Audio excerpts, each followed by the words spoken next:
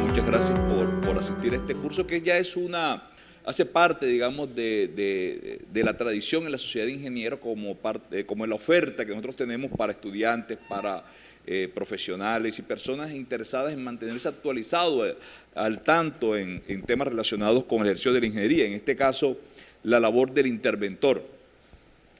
Yo he estructurado mi presentación, cuyo título, como ustedes lo ven, se relaciona con proyectos viales y de transporte, de una forma tal que al principio vamos a entender el problema. O sea, las primeras diapositivas van a sonarles a ustedes muy académicas. Las primeras diapositivas están relacionadas un poco con entender el contexto general dentro del cual se desarrollan los proyectos de vías y transporte. Y ya más adelante, al final, haré algunas ya reflexiones o algunos aspectos más relacionados con la actividad que desarrolla el interventor dentro de estos proyectos. Y lo primero, voy a arrancar con una diapositiva con la cual yo inicio la gran mayoría de mis charlas. Es entender lo que es la ingeniería de transporte, dentro del ámbito en que nos movemos la ingeniería de transporte. Y esa es una definición del Instituto de Ingenieros de Transporte de los Estados Unidos, y dice claramente que es la aplicación de unos principios científicos, tecnológicos. Bueno, lo que hacemos los ingenieros, finalmente utilizamos la ciencia, la tecnología, utilizamos una serie de conocimientos que han sido desarrollados a través de la historia de la humanidad. Pero, ¿para qué lo hacemos? Planificación, la planeación, proyecto funcional, operación y la administración de las diversas partes de cualquier modo de transporte. Entonces, fíjense, lo que nos está indicando es que son proyectos que siguen una secuencia relevante. Hay que planificarlos, hay que desarrollar el proyecto, hay que operarlos, hay que administrarlo.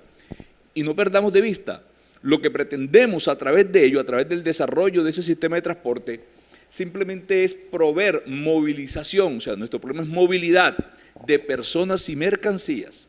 Nosotros que nos desplazamos todos los días, y también de los productos que consumimos, las cosas que nosotros necesitamos permanentemente, la camisa, los alimentos, los muebles, todo lo que las sociedades humanas requerimos. Entonces queremos eso, queremos movilidad de las personas, movilidad de los bienes, de las cosas, y ambas son importantes. Pero fíjense que no queremos que esa movilidad se haga de cualquier manera, queremos que esa movilidad se haga cumpliendo con una serie de condiciones, queremos que esa movilidad sea segura, o sea, que los usuarios se sientan seguros, que minimicemos el impacto negativo de los accidentes, esa externalidad de los accidentes. Queremos además que esa movilidad sea rápida, que se haga en un tiempo razonable. Queremos que esa movilidad sea confortable, que se preste bajo adecuados niveles de servicio. De igual manera, queremos que esa movilidad se realice en forma conveniente, económica. Los ingenieros no hacemos ingeniería con cheques en blanco, tenemos unas restricciones económicas, entonces queremos que se haga dentro de unos ciertos presupuestos que se convierten en restricciones del problema, y además que sea sostenible, que esta movilidad, que todo este desarrollo, que el transporte se haga obedeciendo unos principios de sostenibilidad. Y fíjense que lograr esto no es nada difícil, no es nada fácil, es extremadamente complicado, y de hecho los problemas asociados a la movilidad son crecientes. La gente hoy mira cómo estamos hace 20 años y cómo estamos ahora, y parece que la sensación es que hemos empeorado, que hoy cada vez más complejo. Pero es que el problema es ciertamente complicado de resolver. Y una cosa también importante que quiero que miren en esta definición, que me parece extraordinaria, y es que esos deseables, seguridad, rapidez, confort, conveniencia económica y compatible con el medio ambiente, son entre sí en muchos casos contradictorios. Es decir, si queremos lograr, si le damos mucho más peso a una de esas dimensiones, puede ir en detrimento de otra. Por ejemplo, nos encantaría ir rápido, pero eso afecta a la seguridad. Eso afecta a la seguridad. Nos encantaría algo compatible con el medio ambiente, de pronto una solución que sea desde el punto de vista ambiental la más apropiada, pero eso significa que puede costar más, puede costar más. Entonces, lograr ese balance es algo extremadamente complejo y eso es parte de la función que debemos desempeñar los interventores y los proyectistas en el momento en que estamos evaluando un proyecto, porque además el proyecto tiene que ser factible desde todas estas perspectivas. Ha pasado en más de una ocasión que el buscar la factibilidad ambiental de un proyecto vial lo ha hecho infactible desde el punto de vista económico. Eso ha pasado. Eso ha pasado. Entonces, tenemos que balancear apropiadamente todas estas dimensiones a fin de que tengamos proyectos realmente que cumplan con el cometido, aquello para lo cual ellos fueron diseñados. Pero el sistema de transporte descansa sobre 3 pilares y aquí es importante que tengamos en cuenta esa dimensionalidad. Este es un trípode, y como el trípode de esa cámara, si una de las patas le falla, se cae. O como el trípode de un teodolito o el trípode de una estación. Son 3 pilares. Esos 3 pilares son la infraestructura, los equipos y la operación y gestión del sistema. Cuando hablamos de infraestructura nos refiero a las arcos de la red, a los terminales, que es, digamos, el ámbito natural de los ingenieros y los arquitectos. Las vías, los puentes, las terminales de transporte, los puertos, etcétera. La infraestructura, que es quizás el tema sobre el cual yo más voy a acentuar en esta conferencia. Pero también esa infraestructura es utilizada por unos equipos, los vehículos, que a su vez son extremadamente heterogéneos. Nosotros en una vía no solamente tenemos circulando automóviles, tenemos buses y buses de diversas tipologías, tenemos camiones y camiones de diversas tipologías, tenemos, bueno, desde un motocarro hasta el vehículo más grande que se pueden imaginar ustedes. Nosotros no diseñamos los vehículos, pero necesitamos evaluar cuál es la tipología vehicular que va a usar la infraestructura. Y además, el sistema hay que gestionarlo, hay que operarlo. Tiene que haber una apropiada forma de operación de ese sistema. La manera como se diseña la operación, cómo se señaliza, cómo se reglamenta su uso, también es fundamental. Y todos esos 3 elementos, repito, hacen parte de un todo que no pueden ser vistos en forma aislada. Jóvenes, siéntanse en plena libertad de interrumpirme cuando quieran, hacer preguntas cuando ustedes quieran. Yo les comentaba en la definición inicial que un sistema de transporte realmente es un sistema multimodal. Es un sistema multimodal. Nosotros estamos más habituados a hablar de carreteras, pero no solamente nos movemos en carreteras. Tenemos diferentes sistemas de transporte. Todos comparten el mismo propósito, el mismo fin, que es proveer esa movilización de bienes y de personas con todas las condiciones que hemos visto. Pero tienen distintas tuberías. Nosotros utilizamos diferentes medios, el río, el mar, bueno, son los modos más antiguos, pero también tenemos vías en contextos urbanos e en contextos rurales que son diferentes, son muy diferentes cuando hablamos de una carretera, cuando hablamos de una calle urbana, de una vía urbana, son contextos muy distintos, el mismo aire, las vías férreas, etcétera. Y eso da origen a una serie de modos fluvial, marítimo, carretero, ferroviario, aéreo y flujos continuos. Por flujos continuos yo me refiero a sistemas de cables o a sistemas en tubos. Y a su vez, dentro de cada uno de estos modos tenemos sus sistemas. Por ejemplo, el modo carretero, pues ahí podemos tener sistemas de transporte público, los cuales a su vez derivan en una subclasificación, y tenemos transporte privado también que deriva en una clasificación. Lo cierto es que cada uno de esos modos de transporte, más allá de que los veamos diferentes, por supuesto, si vemos un barco y vemos un auto, son 2 cosas distintas. Cumplen una función similar, mover personas y bienes, pero son distintos. Pero más allá de cómo los percibimos al verlo, no es menos cierto que hay 3 características fundamentales. La accesibilidad, que es la posibilidad de que la gente llegue a su destino, de poder conectar orígenes y destinos, y esa es una de las funciones básicas.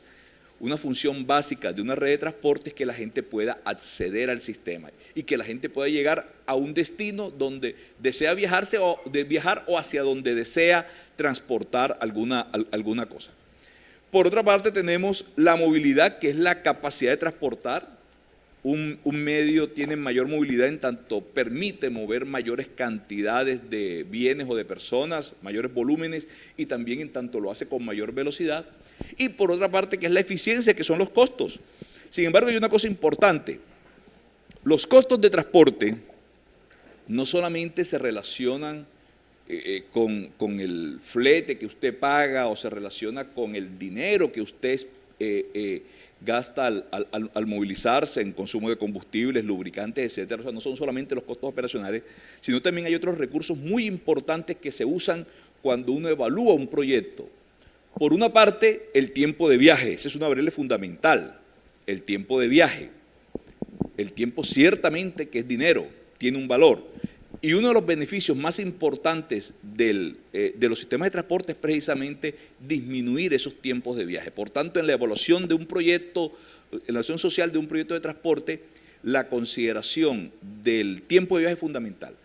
Pero además, teniendo en cuenta que queremos un sistema sostenible, también de los beneficios más importantes de un sistema de transporte se deriva justamente de la disminución de los costos ambientales, la disminución de monóxido de carbono, de dióxido de carbono, de óxidos de azufre y muchos otros contaminantes que permanentemente se emiten a la atmósfera cuando estamos movilizándonos. Entonces, todos estos elementos hacen parte de la ecuación y se deben considerar. Yo quiero hacer claridad, me voy a anticipar un poco, pero quiero hacer una reflexión sobre estas dos características, accesibilidad y movilidad, que son las dos muy importantes. Sucede que, como hemos dicho, la accesibilidad se refiere a la posibilidad de que usted, a través del sistema de transporte, de la red, a través de las vías, a través de los canales, etcétera, pueda llegar directamente de su origen a su destino. Pero a su vez, queremos que eso se dé en forma rápida, eficiente y con volúmenes masivos, que es la movilidad. Sucede que estas dos funciones básicas, accesibilidad y movilidad, son contradictorias entre sí. Quiere decir que cuando ganamos en movilidad, normalmente perdemos en accesibilidad. Y les voy a poner un ejemplo muy sencillo, un ejemplo que siempre pongo a mis alumnos, pero que es muy sencillo. Imagínense una vía con doble calzada y un separador central. Una vía con doble calzada y un separador central. Si nosotros queremos una vía con alta accesibilidad, lo que hacemos es simplemente hacer aberturas en el separador cada 100 metros, en cada cruce. Ahí ganamos en accesibilidad. O sea, usted puede ahí llegar directamente a los predios y no tiene que hacer mayores recorridos, pero perdemos en movilidad, porque usted va a tener fricciones cada 100, cada 200 metros con los vehículos que están entrando y saliendo. O sea, se vuelve una vía lenta, pierde movilidad y gana en accesibilidad. Si por el contrario cerramos el separador de esa vía, o sea, no permitimos retornos cada 100 metros, sino retornos cada kilómetro y pico o cada cierta distancia o con una solución allá, ciertamente ganamos en movilidad, pero perdemos accesibilidad. Y esto es una de las discusiones más complejas en los proyectos viales. ¿Ya? Ha pasado en la circunvalar de la Prosperidad, está pasando en la vía del mar con los retornos que se están cerrando y que se tienen que cerrar, ya, porque obviamente quienes viven al lado de los predios desean alta accesibilidad. O sea, desean que puedan llegar directamente sin hacer mayores recorridos. Pero por otra parte, los usuarios generales, quienes usan la vía, digamos, como simplemente como parte de un recorrido mucho más largo, desearían que se ganara en movilidad. La pregunta es, ¿y cómo se ha dirimido esa confrontación que hay entre estas dos funciones básicas? Muy sencillo, especializando las vías. O sea, hay vías que se especializan en accesibilidad, hay vías que se especializan en movilidad. El problema es cuando una vía en la cual debería primar la movilidad la hacemos extremadamente accesible, tenemos una vía que va a tener problemas. O sea, una vía que va a alojar altos flujos vehiculares debería ser una vía con alta movilidad y con baja accesibilidad. ¿Ya? Eso es uno de los problemas que tenemos en Barranquilla, ciertamente, pero luego lo vamos a discutir. Bueno, aquí tenemos entonces el sistema donde tenemos diferentes sistemas de transporte, pero también ustedes se pueden dar cuenta que cada vez más la tecnología juega un papel preponderante. Por ejemplo, veamos lo más sencillo, el usar vehículos. Me pregunto, ¿será que en 30 años, fíjense, ustedes son, bueno, muchos de ustedes estarán siendo ingenieros estarán en su plenitud como ingenieros en 30 años. Yo en 30 años creo que estaré retirado. Espero que no, pero seguramente. Pero ¿será que en 30 años todavía los vehículos serán como hoy, con un conductor, o serán vehículos que simplemente usted con un celular les dirá, Juanchito, ven acá y llévame a tal parte? Pregunto yo. Ya estamos avanzando hacia vehículos autónomos. Ya no son una utopía, es algo que existe. Y eso, por supuesto, va a significar un cambio importante en la forma como nos estamos moviendo. Y algo más. Recuerden que las vías y los proyectos de transporte no los diseñamos para hoy, los diseñamos para un horizonte de tiempo. De tal forma que cada vez más la infraestructura tiene que ajustarse a esos requerimientos futuros que, por cierto, todavía nos pueden resultar un tanto sorprendentes, pero que como están avanzando las cosas, en poco tiempo es probable que ello ocurra. Un aspecto fundamental en cualquier proyecto es el diseño geométrico, que simplemente que es un proceso de correlación, así lo define el Instituto de Ingeniería de Transporte, entre los elementos físicos de una vía y las características de la operación de los vehículos. En otras palabras, vamos a ajustar la geometría a la manera como operan los vehículos. Eso es lo que vamos a hacer en el diseño geométrico. Vamos a usar elementos de la geometría para eso. Y el propósito es construir una red. En el caso de una red vial, que es una infraestructura de transporte, o sea, que es parte de esa infraestructura de transporte, ya, que tiene por finalidad lograr el mismo propósito que hemos visto desde la ingeniería de transporte, es decir, la circulación de vehículos con condiciones de continuidad, pero que también queremos que sea seguro, que sea cómodo, etcétera. Hay una cosa fundamental y es parte también de lo que quienes se dediquen a la ingeniería de vías y transporte, que espero que sean todos, van a encontrar. Yo siempre digo, la ingeniería de transporte, la ingeniería vial, congrega a todas las ramas de la ingeniería y otras disciplinas. El ingeniero que se dedica a esto tiene que ser un ingeniero integral. Tiene que ser ingeniero integral, porque allí converge el ingeniero estructural en todas las estructuras viales, el geotecnista, por supuesto, el vial, el ambiental, también hay que hacer una evaluación social y económica del proyecto, así que tenemos otros expertos. En síntesis, tenemos un área extraordinariamente multidisciplinar que involucra no solamente ingenieros de diversas tipologías, incluso ingenieros no civiles también trabajan en esto, sino que además otras profesiones. Yo creo que hay que prender ya el otro aire acondicionado. Está empezando a hacer el calor como se llama. Por favor, ¿alguien le puede decir a Jorge que prende el otro aire? Jorge, ahí al final, pregunta por Jorge. Ya. Bueno, entonces ese es el objetivo. Y esa red, como hemos visto, tiene que cumplir con esas condiciones que ya he comentado de movilidad y accesibilidad, ¿ya? Funciones que, como hemos visto, suelen ser contradictorias y ese es el gran problema que nos toca dirimir. Bueno, el proyecto vial, y eso es algo que tiene que garantizar el interventor, debe cumplir con unos objetivos sumamente claros. Primer objetivo, tiene que ser funcional. Cuando hablo de funcional me refiero a que debe cumplir el propósito para el cual fue diseñado. El propósito. Ojo, el propósito no es construir una vía, el propósito es conectar comunidades. ¿Ya? El propósito es conectar comunidades, ese es el propósito. No es construir, no es construir bien, el objetivo es conectar comunidades, ese es el objetivo último. Por otra parte, también debe ser seguro. Y ese ser seguro significa que el diseño tiene que ser, y el proceso tiene que ser simple, tiene que ser uniforme.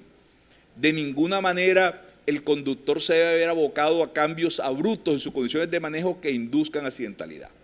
Si hay un lugar donde recurrentemente ocurren accidentes, hay algún problema, algo pasó. Y me temo que muchas veces es una responsabilidad del constructor y el interventor, que es corresponsable.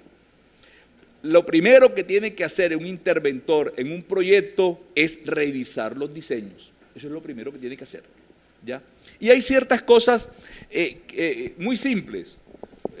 Miren, si usted tiene una vía que es una recta infinita y después pone de repente una curva abrupta, allí claramente está generando un problema en esta transición entre el tramo recto y el tramo curvo. Aunque usted ponga aquí señales de peligro, carabelas y pinte cualquier cosa ahí para advertir, yo siempre he dicho, errores de diseño no se subsanan con señalización. Hubo un error. Hay que replantear el asunto. Es preferible un diseño que venga así con algunas suaves curvaturas y después en esto que acostumbre, que digamos, genere ya una cierta situación predecible para el conductor, que generar esos cambios abruptos en el diseño. Entonces, eso es algo que hay que verificar en forma previa al inicio de cualquier proyecto. Por supuesto, debe ser cómodo, con transiciones apropiadas, debe integrarse con el entorno. Y aquí vienen las consideraciones ambientales. Recuerden ustedes que la interventoría también tiene una dimensión importante, que es la dimensión ambiental. Entonces, hay que cumplir con la normatividad ambiental, con las reglas que hay al respecto. Hay que plantear también o hacer las exigencias necesarias. Digamos, las canteras tienen que tener el permiso correspondiente, tienen que tener la licencia ambiental correspondiente. No se puede hacer una explotación. Anteriormente, poca atención se le prestaba a eso y causamos daños terribles, ¿ya? No se puede hacer una explotación impune, por ejemplo, en un río. La arena del río es maravillosa, pero si metemos maquinarias para excavar y quitar ese sedimento del río, vamos a generar unos problemas ambientales tremendos. Entonces, esas consideraciones es fundamental tenerlas en cuenta, que se integre con el entorno y que minimice los impactos ambientales. Además, tiene que ser armónica, estética. Cada vez más se exigen que en los proyectos viales y de transporte haya también profesionales urbanistas o en paisajismo. En otras palabras, que lo hagan bonito. Bueno, hay profesionales que son expertos en eso, en hacer que se vea agradable, que se vea grato, que se integre con el entorno. Infortunadamente, pues, la mayoría de los ingenieros, yo me incluyo entre ellos, no tenemos esa visión. Hacemos las cosas que funcionen, pero nos quedan feas. Hay que buscar el profesional que nos ayude a que se vea bien, a que resulte agradable. Y todo eso, además, hay que lograrlo a un precio razonable. Económico. Nada fácil lograr con todos estos procesos. Claro, el tema es que además tenemos una serie de factores que nos condicionan. Nos condicionan por una parte los factores exógenos como los que nos da el entorno, la topografía, la geología, el tránsito, el entorno, las condiciones de drenaje, el desarrollo urbanístico, las condiciones no solamente dadas por la naturaleza, sino también por las actividades que los hombres realizamos allí. Todo eso nos va a condicionar. Y por supuesto también lo que esperamos de la vía, las velocidades que esperamos, cómo esperamos que opera, el tipo de vía, etc. Al final el diseño geométrico se va a plasmar en planos del alineamiento horizontal y vertical, y para eso tenemos que ceñirnos casi que en forma estricta a las normas que rigen el diseño. Y aquí es importante que diferenciemos. Cuando estamos hablando de carreteras, o sea, bien el contexto rural, en Colombia nos regimos por las normas del Instituto Nacional de Vías, los manuales del Instituto Nacional de Vías, que bueno, viene el último es del año creo que 2008 y algunas otras normas un poco más recientes. Pero eso aplica a vías rurales,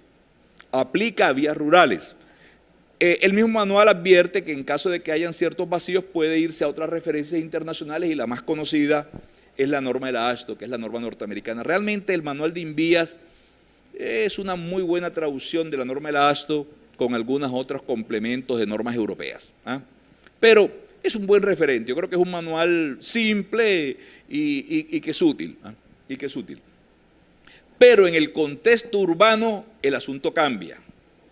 En el contexto urbano, normalmente la normatividad que rige el diseño está dada por normas locales, específicamente los planes de ordenamiento territorial o los decretos que rigen usos de suelo, ¿ya? Entonces, allí, dependiendo de la tipología de vía, se definen entonces una serie de condiciones que a la larga son las que van a incidir sobre el desarrollo geométrico posterior. Bueno, entonces aquí tenemos secciones transversales típicas, etc. Bueno, claro, el proyecto vial no solamente incluye la definición geométrica, sino una serie de obras complementarias. Yo por eso les decía, el ingeniero que trabaja en esto tiene que ser un ingeniero integral.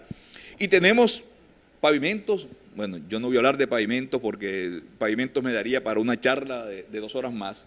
Supongo que hay un profesor que va a conversar, no sé si está en la señalización misma, ¿ya? Que es un complemento, el manejo de drenaje, ahí está el ingeniero hidráulico, el manejo de las aguas.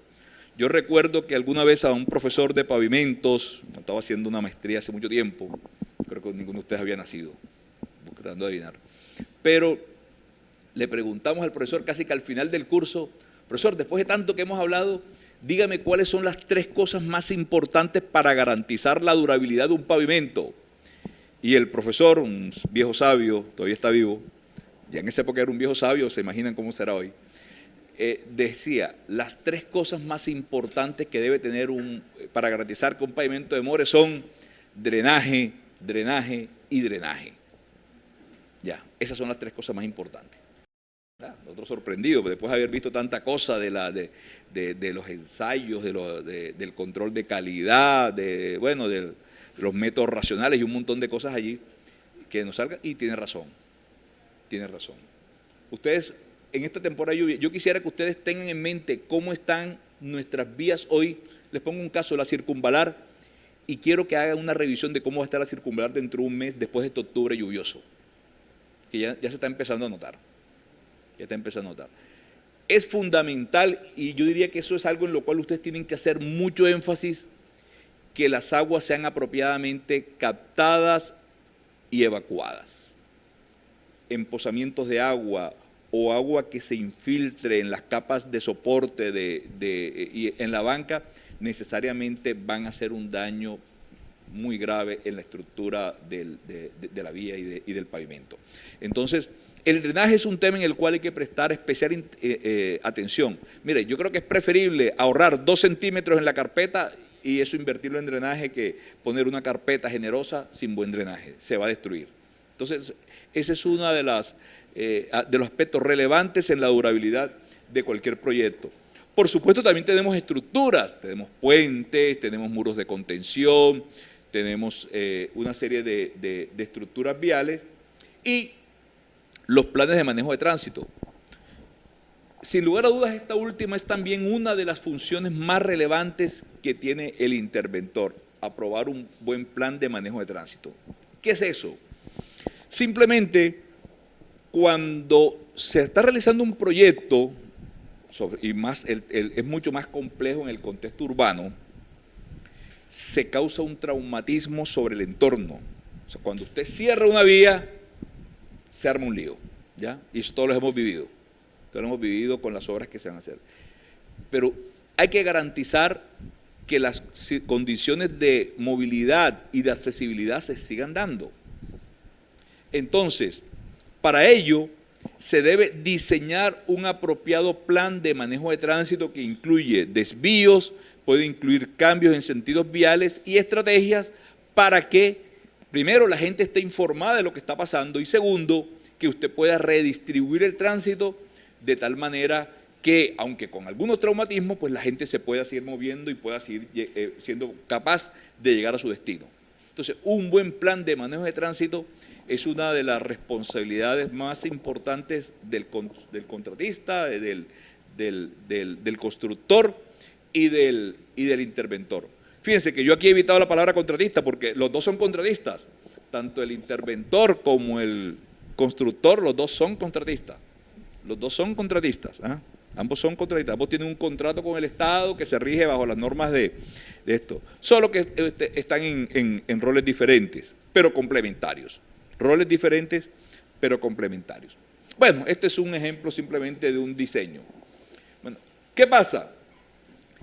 Es importante también, y creo que se ha enfatizado a lo largo de este curso, que los proyectos en general tienen una hoja de ruta. Seguramente el ingeniero Narváez, que creo que va a hablar esta tarde, les va a hablar mucho eso de la hoja de ruta de un proyecto. O sea, un proyecto, y sobre todo estos proyectos viales que son extremadamente costosos, que implican inversiones muy grandes. 1 kilómetro, carril de carreteras, puede costar del orden de 1, 2, 3 millones de dólares. 1 kilómetro carril. Y puede ser mucho más caro en ciertos contextos. 1 kilómetro de metro, el caso de Bogotá, tengo por cierto 3 alumnos trabajando con el metro de Bogotá, pero 1 kilómetro de metro de Bogotá va a costar 230 millones de dólares. 1 kilómetro. Son proyectos extremadamente costosos. 1 kilómetro de ferrocarril cuesta 2, 3 millones de dólares también, de una línea de kilómetros de ferrocarril. Entonces estamos hablando de proyectos muy caros. Los proyectos de transporte son de los proyectos más costosos de la ingeniería. De hecho, yo, otro día estuve mirando y me causó suma curiosidad. ¿Saben ustedes cuál es el proyecto de infraestructura más costoso en la historia de la humanidad? Dice, ¿cuál es el proyecto de infraestructura más costoso en la historia de la humanidad? El proyecto en el cual, bueno, la red interestatal de carreteras de los Estados Unidos, que se hizo desde el año 52 hasta el año 69. O sea, todas las autopistas que ellos construyeron entre estados. Ese es el proyecto más costoso de la historia de la humanidad. Se gastaron lo que va 5 veces lo que es el Producto Interno Bruto de Colombia. Una suma extraordinaria. Una suma extraordinaria. Pero si son proyectos que requieren, y además que son obras públicas, la otra cosa importante, en su mayoría son obras públicas, hay muy pocas vías privadas. O sea, de pronto una vía privada es la que una empresa construye en su interior para dar acceso a los empleados o para dar acceso, pero la gran mayoría de los proyectos de transporte son obras públicas, que puede que se hagan por el mecanismo de concesión, pero siguen siendo obras públicas. La concesión lo único es que es el Estado que le dice, privado, necesito que usted se asocie conmigo para desarrollar esta obra pública, pero sigue siendo una obra pública. Entonces, siendo una obra pública, se comprometen recursos públicos para eso. ¿Ya? Recursos públicos que todos nosotros aportamos vía impuestos, y que no son poquitos, que nosotros todos los días estamos aportando. Entonces, si vamos a invertir recursos públicos y además en una cuantía considerable, porque invertir en esto cuesta muchísimo, como hemos visto, es claro que tiene que haber un proceso de planificación adecuado. Entonces, tienen que haber unos estudios previos de prefactibilidad, factibilidad, hasta que llegamos finalmente hacia los diseños definitivos. El interventor en este caso debe, en cada una de las etapas del proyecto, más adelante voy a conversar más en profundidad sobre esto, tiene que garantizar estrictamente el cumplimiento de las normas que rigen cada uno de los productos que hacen parte de toda esta hoja de ruta que he mencionado. Y esa interventoría además es multidimensional, es técnica, administrativa, ambiental, legal y financiera. Algunas veces ustedes escucharán decir, caramba, pero es que ese proyecto ha sido muy estudiado. No, es que un proyecto hay que estudiarlo mucho. Hay que estudiarlo mucho. O sea, no podemos simplemente de la idea del proyecto, que es el perfil, la idea del proyecto, a mí se me ocurre una vía que una Pelotillegüe con Buenas Peras, ya, de la idea del proyecto, no puedo pasar el día siguiente ya, vamos a diseñar y a construir. No, eso no es así. Primero hay que ver, hay que evaluar si vale la pena, si realmente existe la factibilidad de construir ese proyecto y si los beneficios que ese proyecto va a generar superan los recursos que en él vamos a invertir. Entonces, por eso hay etapas y por eso hay que hacer unos estudios de prefactibilidad, de factibilidad, y luego de eso es que llegamos hasta el final. Normalmente, las dos etapas iniciales, prefactibilidad y factibilidad, se hacen al interior de la entidad o con consultorías de bajo costo, pero ya los diseños definitivos sí normalmente son resultado de un proceso licitatorio con un consultor especializado que también tiene un interventor. Entonces, la interventoría, no hay solamente interventorías de construcción, sino que también hay interventoría de diseños. De hecho, yo he hecho mucho más interventorías de diseño que interventorías de construcción. He estado en las dos, pero por cosa de que yo soy más bien consultor, he estado mucho más en interventorías de diseño, o sea, que alguien diseñe y yo soy el interventor del diseño que se está haciendo, tengo un contrato de interventoría para eso, ya, pero también hay interventorías después de la fase de construcción. Entonces son dos tipos.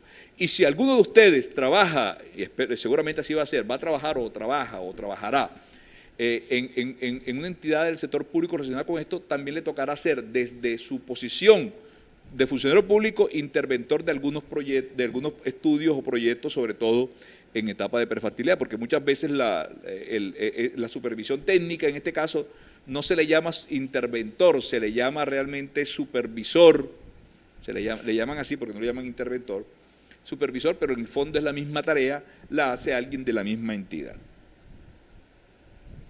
Bueno, yo les decía que las vías no son todas iguales y la manera como son concebidas está relacionada fundamentalmente con la función que van a desempeñar. Hay varias formas de clasificarla.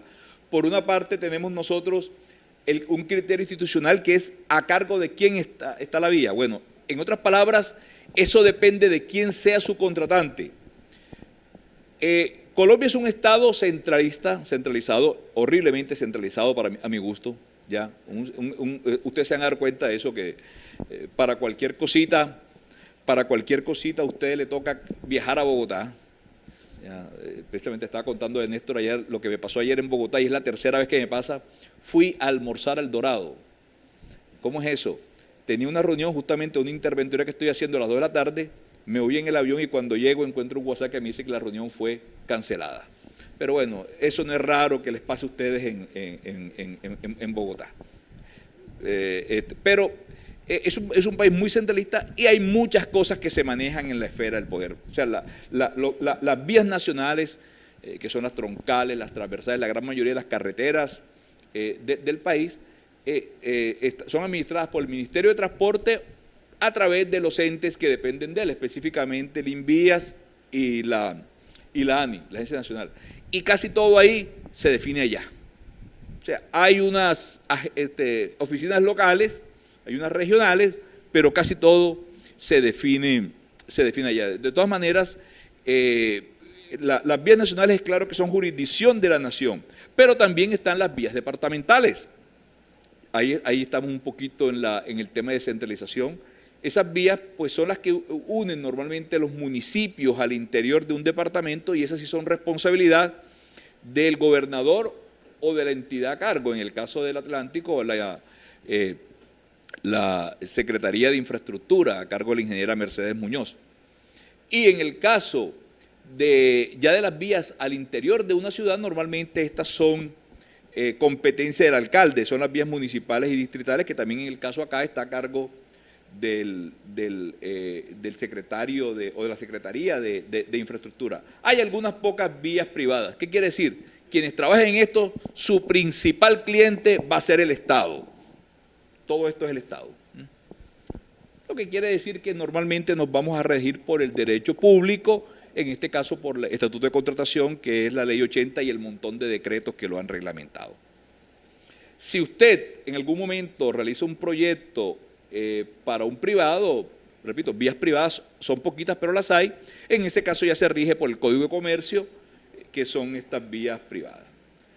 Las vías a su vez en un contexto, como lo hemos señalado, pueden ser en el contexto urbano y rural. Bueno, este es el caso del Departamento del Atlántico. Para solo mirar esta red, aquí las vías nacionales, todas concesionadas, por cierto, o en proceso de concesión, son la Cordialidad, que es la ruta 90, la Vía al Mar, que es la ruta 90A, y acá tenemos, nosotros decimos la Oriental, que realmente es la troncal de Occidente, que es la ruta 25. Ya, esas son las vías nacionales que tenemos aquí en el Atlántico, son esas tres que son las más importantes, por cierto. Ya tenemos entonces un entramado aquí de vías departamentales y algunos caminos, caminos vecinales. Por otra parte, según su geometría, bueno, podemos tener autopistas, vías multicarril o vías de 2 carriles. Colombia, la gran mayoría de la red, fíjense, estamos hablando aquí de vías rurales, la gran mayoría de sus vías rurales son vías de 2 carriles, o sea, uno para allá y otro para acá. Yo noto que muchas veces la gente confunde calzada con carril. esa vía es de doble carril, no, de doble calzada, si tiene un separador. Doble calzada con 2 carriles por sentido. Un carril simplemente es una franja en la cual va un vehículo, ¿eh? Eso es un carril. Pero la gran mayoría de nuestras vías son vías de 2 carriles, 1 por sentido. Algo que hemos hecho en los últimos años es expandir un poco la red vial, no tanto aumentando kilómetros de nuevas vías, sino ampliando las vías existentes. Entonces, en gran medida lo que hemos hecho es que estas vías de 2 carriles las convertimos en vías multicarril, un separador y una calzada adicional al lado. Yo creo que para mí es una decisión cuestionable. Yo realmente hubiera preferido que se hubiesen hecho vías nuevas con trazados nuevos, porque en gran medida al hacer eso lo que hicimos fue mantener trazados viejos que muchas veces no son los técnicamente más apropiados. Entonces usted ve cosas ridículas como una vía en la cual hemos invertido mucho dinero haciendo una doble calzada, pero que atraviesa un pueblo y entonces hay una señal que dice 30 kilómetros por hora. O sea, no ganamos nada. ¿Sí ha visto eso? Y la camarita ahí. ¿Ah? La camarita ahí. Entonces, es preferible haber hecho un trazado.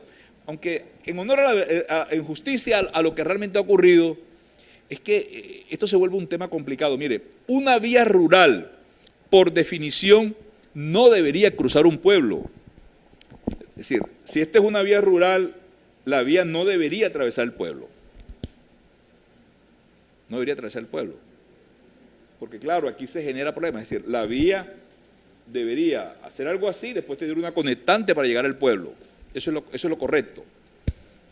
¿Por qué? Porque aquí vamos a tener fricción y vamos a tener problemas. Entonces, cuando esto pasa, ustedes lo ven en todas partes, esto se llena de cámaras, se llena de policías acostados, resaltos, perdón, los policías se enojan cuando uno dice así, resaltos y un montón de cosas allí para estar, y al final, atravesar este pueblo usted se demora media hora, en un recorrido de 2-3 kilómetros se demora un montón de tiempo. Uno lo que debería hacer es algo así. Bueno, en 3 proyectos me ha pasado eso. Se han propuesto estas variantes y qué lío. Porque, ¿saben lo que ocurre? El pueblo siente que si ya la carretera no lo atraviesa, el pueblo se va a morir. O sea, la carretera se vuelve para ellos como parte fundamental y entonces se genera una economía alrededor de la vía que queda en torno a eso.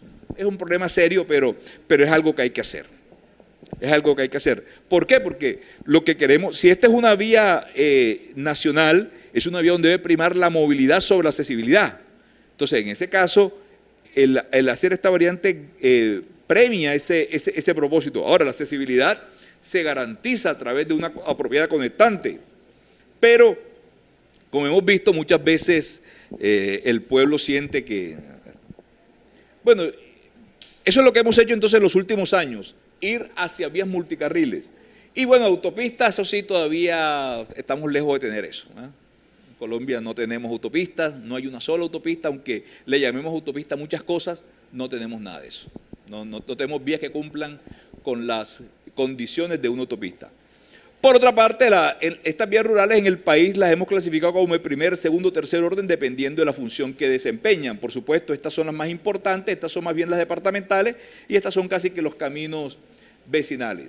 Fíjense, el manual de Invías, esto es traído del manual de diseño geométrico del Invías, lo que ha hecho es que también ha clasificado las vías según tipo de terreno, en plano, ondulado y montañoso. Bueno, y la categoría solo en Colombia de terreno escarpado. Esto es only en Colombia.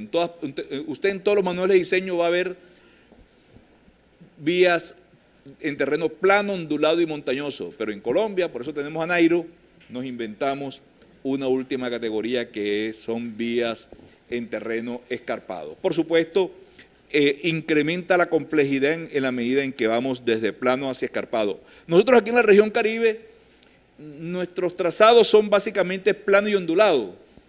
O sea, casi no tenemos trazados montañosos ni escarpados en la región Caribe, en muy pocas zonas, pero nos movemos más que todo en este sector. Y acá, pues, simplemente para diferentes tipos de vías, también esto es extraído del manual del Invías, usted encuentra, dependiendo del tipo de carretera, esto para vías rurales, recuerden, esto no lo aplique a una calle urbana, esto es para vías rurales solamente. dependiendo del tipo de terreno, cuáles son las velocidades de diseño.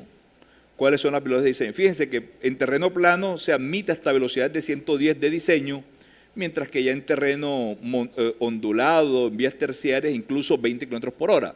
Claramente aquí predomina la movilidad, aquí predomina la accesibilidad. ¿Ya? Entonces es coherente con esto. Estas son vías donde prima la movilidad, estas son vías donde prima la accesibilidad y estas pues están ahí en una situación intermedia, son vías de enlace. Son vías de enlace. Bueno, esto es un poco lo que hemos visto del Atlántico. Ahí tenemos ejemplos, vía multicarril, sistemas de autopistas, vías multicarriles, vías terciarias. Bueno, las vías urbanas son un tanto diferentes, como hemos visto. Las vías urbanas se rigen normalmente por los códigos urbanos, se rigen por la normatividad local. Pero en términos generales, hablamos de un sistema vial primario y un sistema vial secundario. El primario son las vías más importantes, básicamente las arterias, las vías arteriales.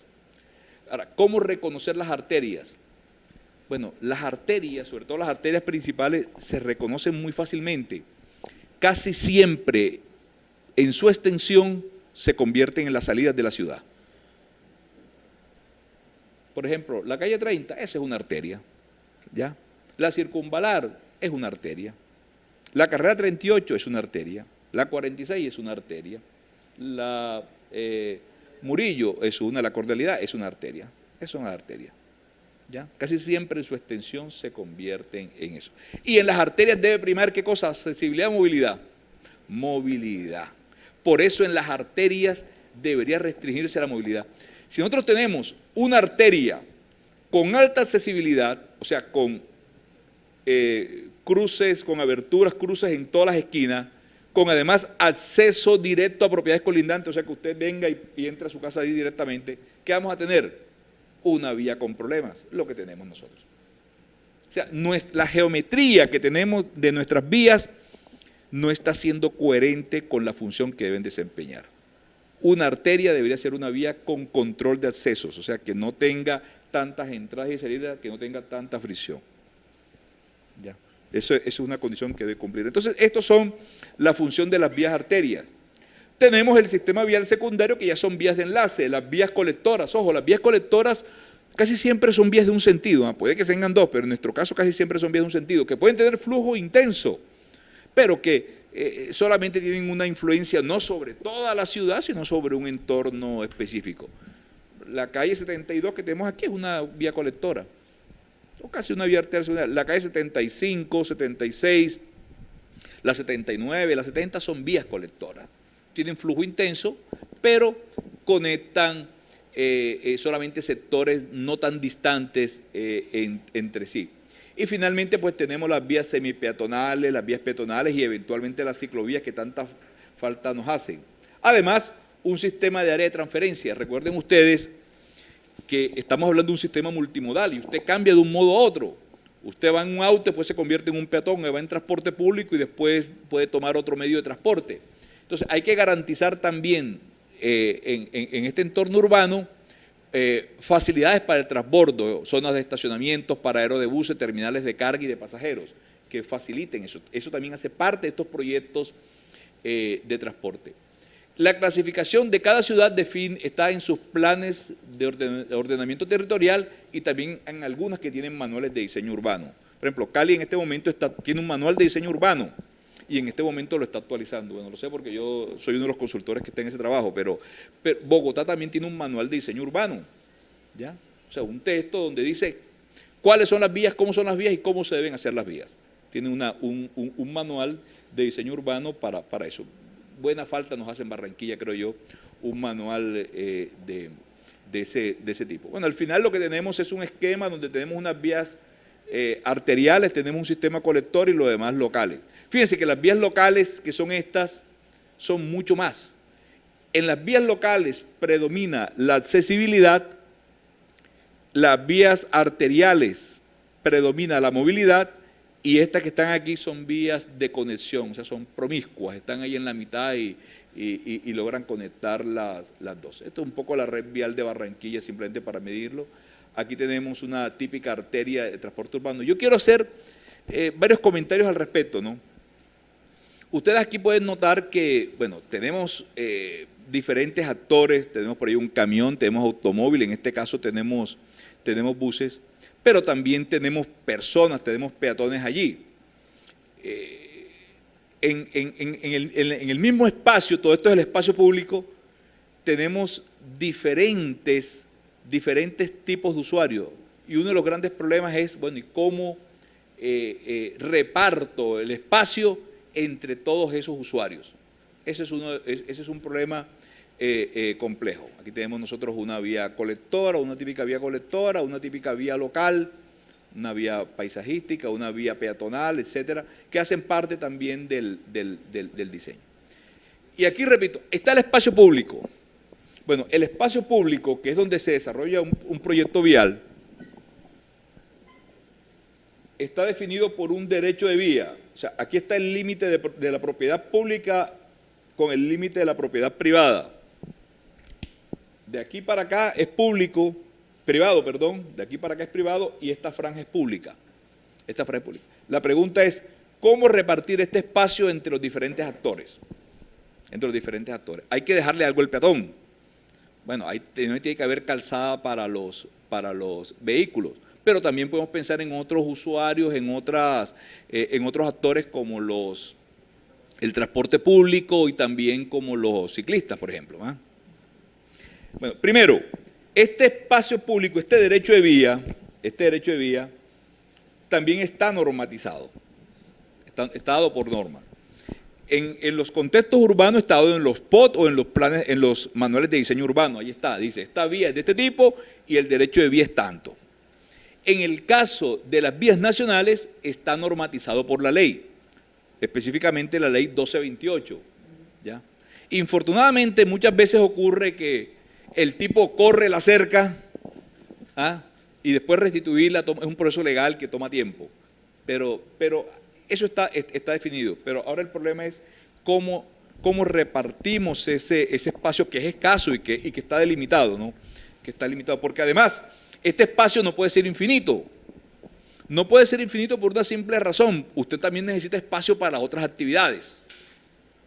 ¿Ya? El simplemente pensar en ampliar y hasta el infinito no es posible porque tenemos restricciones de otros usos de suelo que también compiten por ese espacio que es escaso. Entonces, el derecho de vía es esa franja que demarca lo público y lo privado. Si usted quiere expandir acá, tiene que comprar. Y los procesos de expropiación son normalmente costosos, no solamente en términos de la cantidad de recursos que hay que invertir en ello, sino también en términos del proceso mismo que toma muchas veces mucho tiempo, aunque la ley ya hoy permite hacer expropiación por vía administrativa, o sea, de un plumazo, pero de todas maneras es un proceso traumático.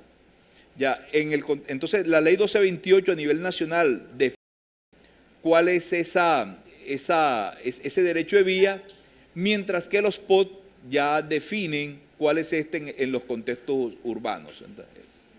Bueno, una sesión transversal típica donde usted puede, en ese espacio, mirar cómo lo reparte.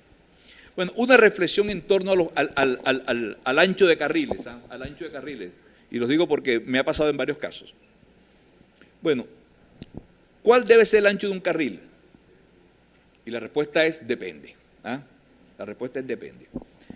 La ley 105, yo creo que de pronto con muy buena intención, pero en forma absurda, creo yo, definió que para las vías nacionales, el ancho de carriles, para las vías nacionales, o sea, estas vías rurales, el ancho de carril debe ser de 365.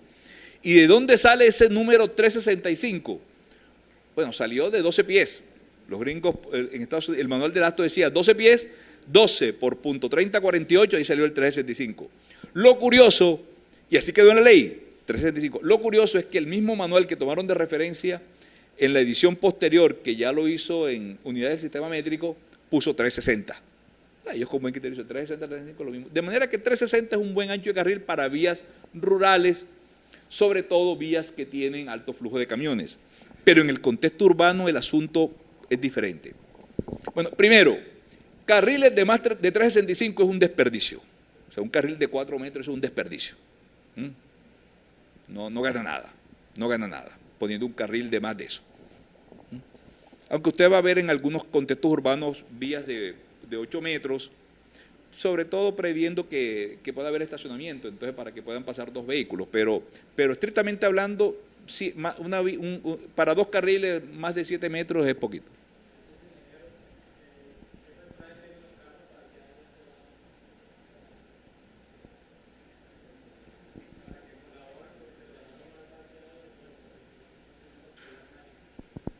Si alguien puso un carro aquí al lado para que lo ruede.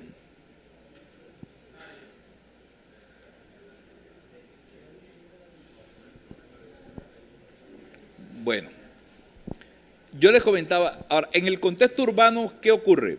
En el contexto urbano, sin embargo, el espacio es mucho más escaso. ¿Qué se ha demostrado? Miren, carriles de 3 metros funcionan fantástico.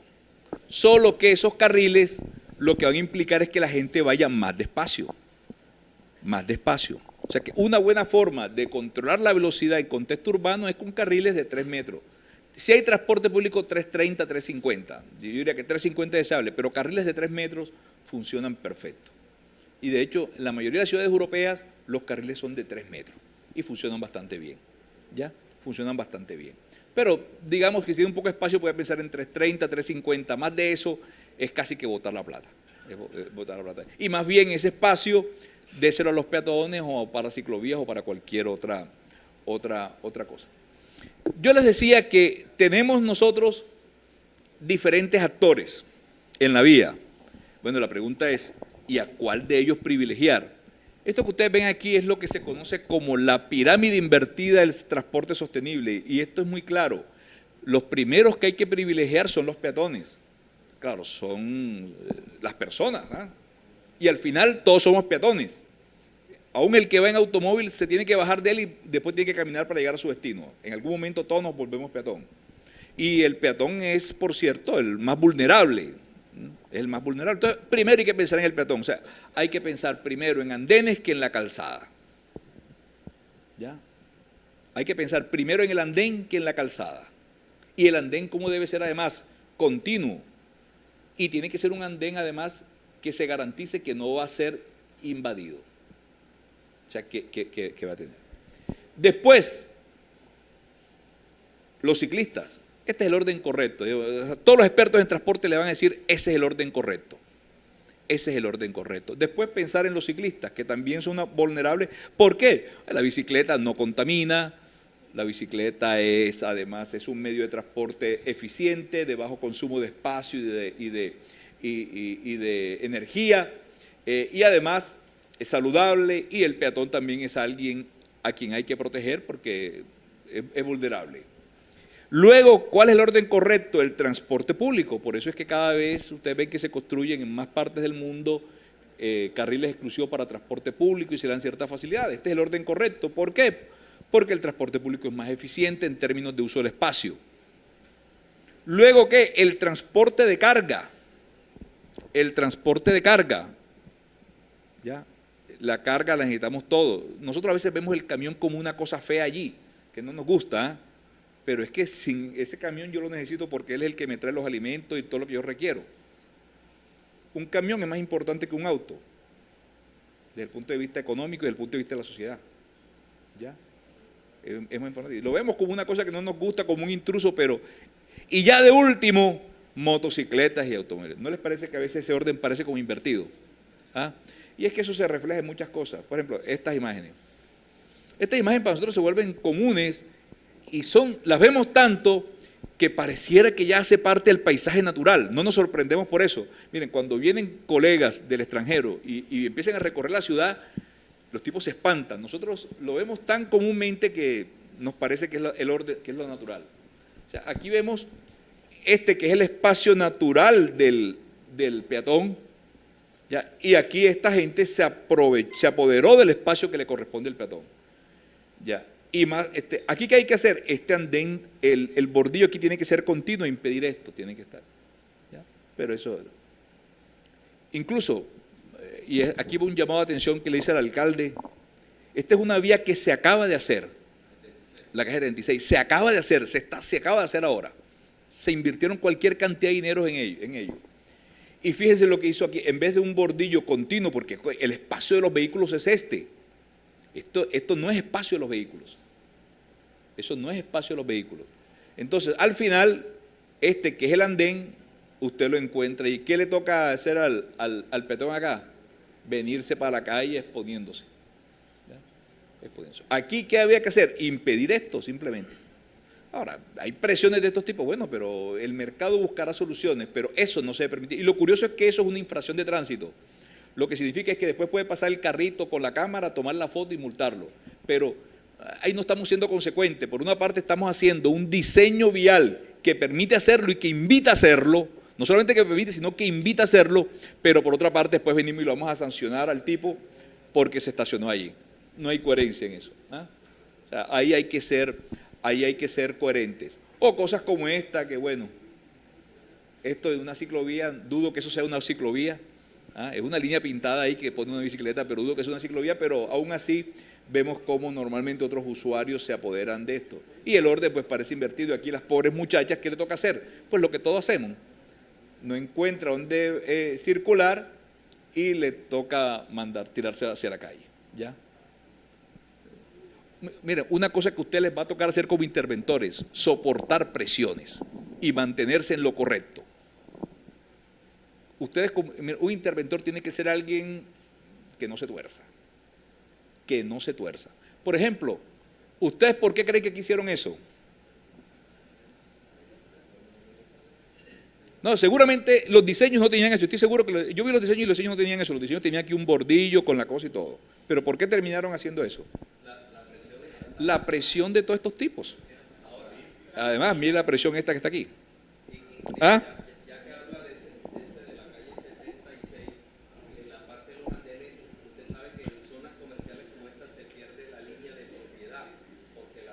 Y lo de continuo no es porque son unas jardineras que se colocan. Lo otro que se comete por parte del distrito para tapar sus deficiencias en la parte de movilidad es las ciclorrutas. Se coge el mismo calzada y se demarca 80 centímetros y se dice que esa es una eso no es ciclovía. y listo, y con eso se cumplió. Además, trazado de 3 cuadritas que van de ninguna parte a ninguna parte. Tiene que ser una red continua, pero una cosa de 3 cuadritas para... Entonces, no, es que no la usa, pero ¿quién la va a usar? Si apenas 3 cuadritas. ¿Ah? Por eso, entonces, claro, que en los indicadores se ponen, fuimos de 0 kilómetros de ciclovías a 20 kilómetros de ciclovía. O sea, pero eso tiene que ser un tanto más... pero aquí se ve eso, aquí, las presiones. Entonces, un interventor tiene que ser casi que inmune a las presiones. Por supuesto, en algunas cosas hay algo que negociar, eso siempre va a pasar, porque uno tampoco puede a veces volverse un fundamentalista talibán. Hay cosas, pero los principios son los que no se negocian. ¿Y qué dice la norma en cuanto a área verde? Bueno, el Barranquilla tiene un problema y es que tiene el área pública, las ciudades recomiendan que sean al menos 5 metros cuadrados por persona. Algunos hablan de 10 metros cuadrados de áreas verdes por persona. Nosotros tenemos menos de 1 metro cuadrado. Tenemos en Barranquilla. Menos de 1 metro cuadrado. Pero eso ha sido un tema más relacionado con la forma como la ciudad se ha urbanizado. La ciudad, sobre todo la ciudad más reciente, desde los años 40 hacia acá, básicamente los desarrollos urbanísticos fueron resultados de grandes urbanizadores. En su momento Parris, ahora el Grupo Argos. Y claro, uno entiende que quienes además tienen una gran influencia en la manera como se hacen, lo que queda en los planes de uso de suelo y de ordenamiento territorial. Entonces, el interés de ellos, como es natural, es maximizar el espacio que pueden vender. Y eso, entonces, ¿cómo logras tú eso? Pues minimizando las áreas que cedes, que son las áreas de espacio público. Entonces, por eso en honor a la verdad, eso se ha tratado de corregir en los últimos años. Hemos avanzado algo en eso. En eso se ha logrado un cierto avance, pero todavía tenemos un enorme rezago respecto a otras ciudades. Ya, tenemos enorme rezago de respeto. Pero la norma aquí, la normativa distrital no tiene un mínimo de por ejemplo, esta vía la 76 no Sí. incluye absolutamente nada de verde. No hay eso. Lo que hay es sobre cómo tú repartes. Hay unos perfiles viales que te dicen cuánto de calzada, cuánto de retiro y esta zona pública. Ellos hablan de un espacio aquí que se debe hacer. Lo que ocurre es que en zonas comerciales como esta, y eso pasa en todas partes del mundo, casi toda esta zona pública, incluso esta zona, lo que se decía hace un momento, fíjate que aquí en este caso, esta es una zona privada, mira, de aquí para acá es privado, pero ¿qué pasa? Ellos lo cedieron, porque entonces estas casi siempre son zonas duras, amplias, para que haya espacio para caminar, aunque pueden haber árboles en otro, pero no el típico antejardín que tú ves en zonas residenciales. ¿Ya? Bueno, ahora sí quiero hablar sobre el proceso de planificación vial, ya para dentro de ello involucrar el trabajo que hace el interventor.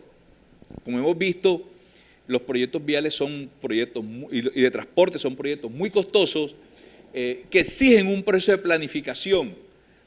Un proyecto de transporte, desde que es concebido hasta que se materializan, pasan muchos años.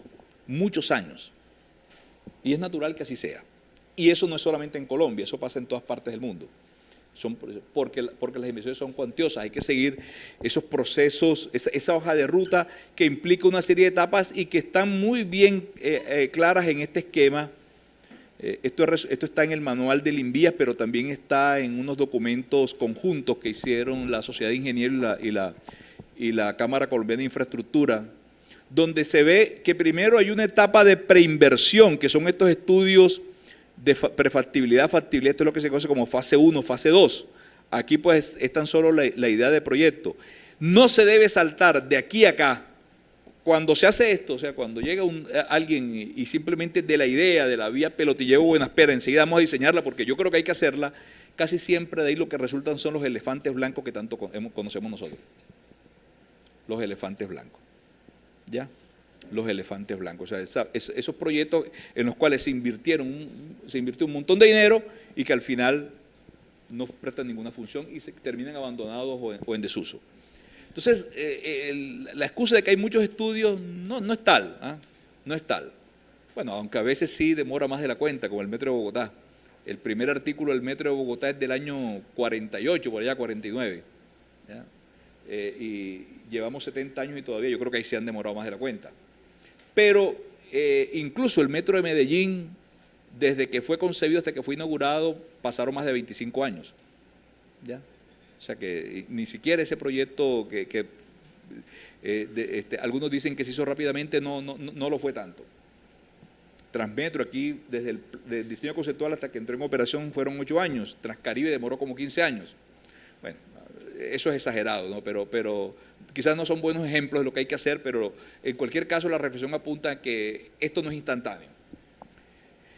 Solamente después de aquí de la factibilidad, si ya se decide invertir, se pasa ya al diseño definitivo y a la etapa de construcción, mejoramiento y rehabilitación. Yo les decía, hay interventoría tanto en los diseños, que es esta parte, estos estudios, como aquí en la construcción.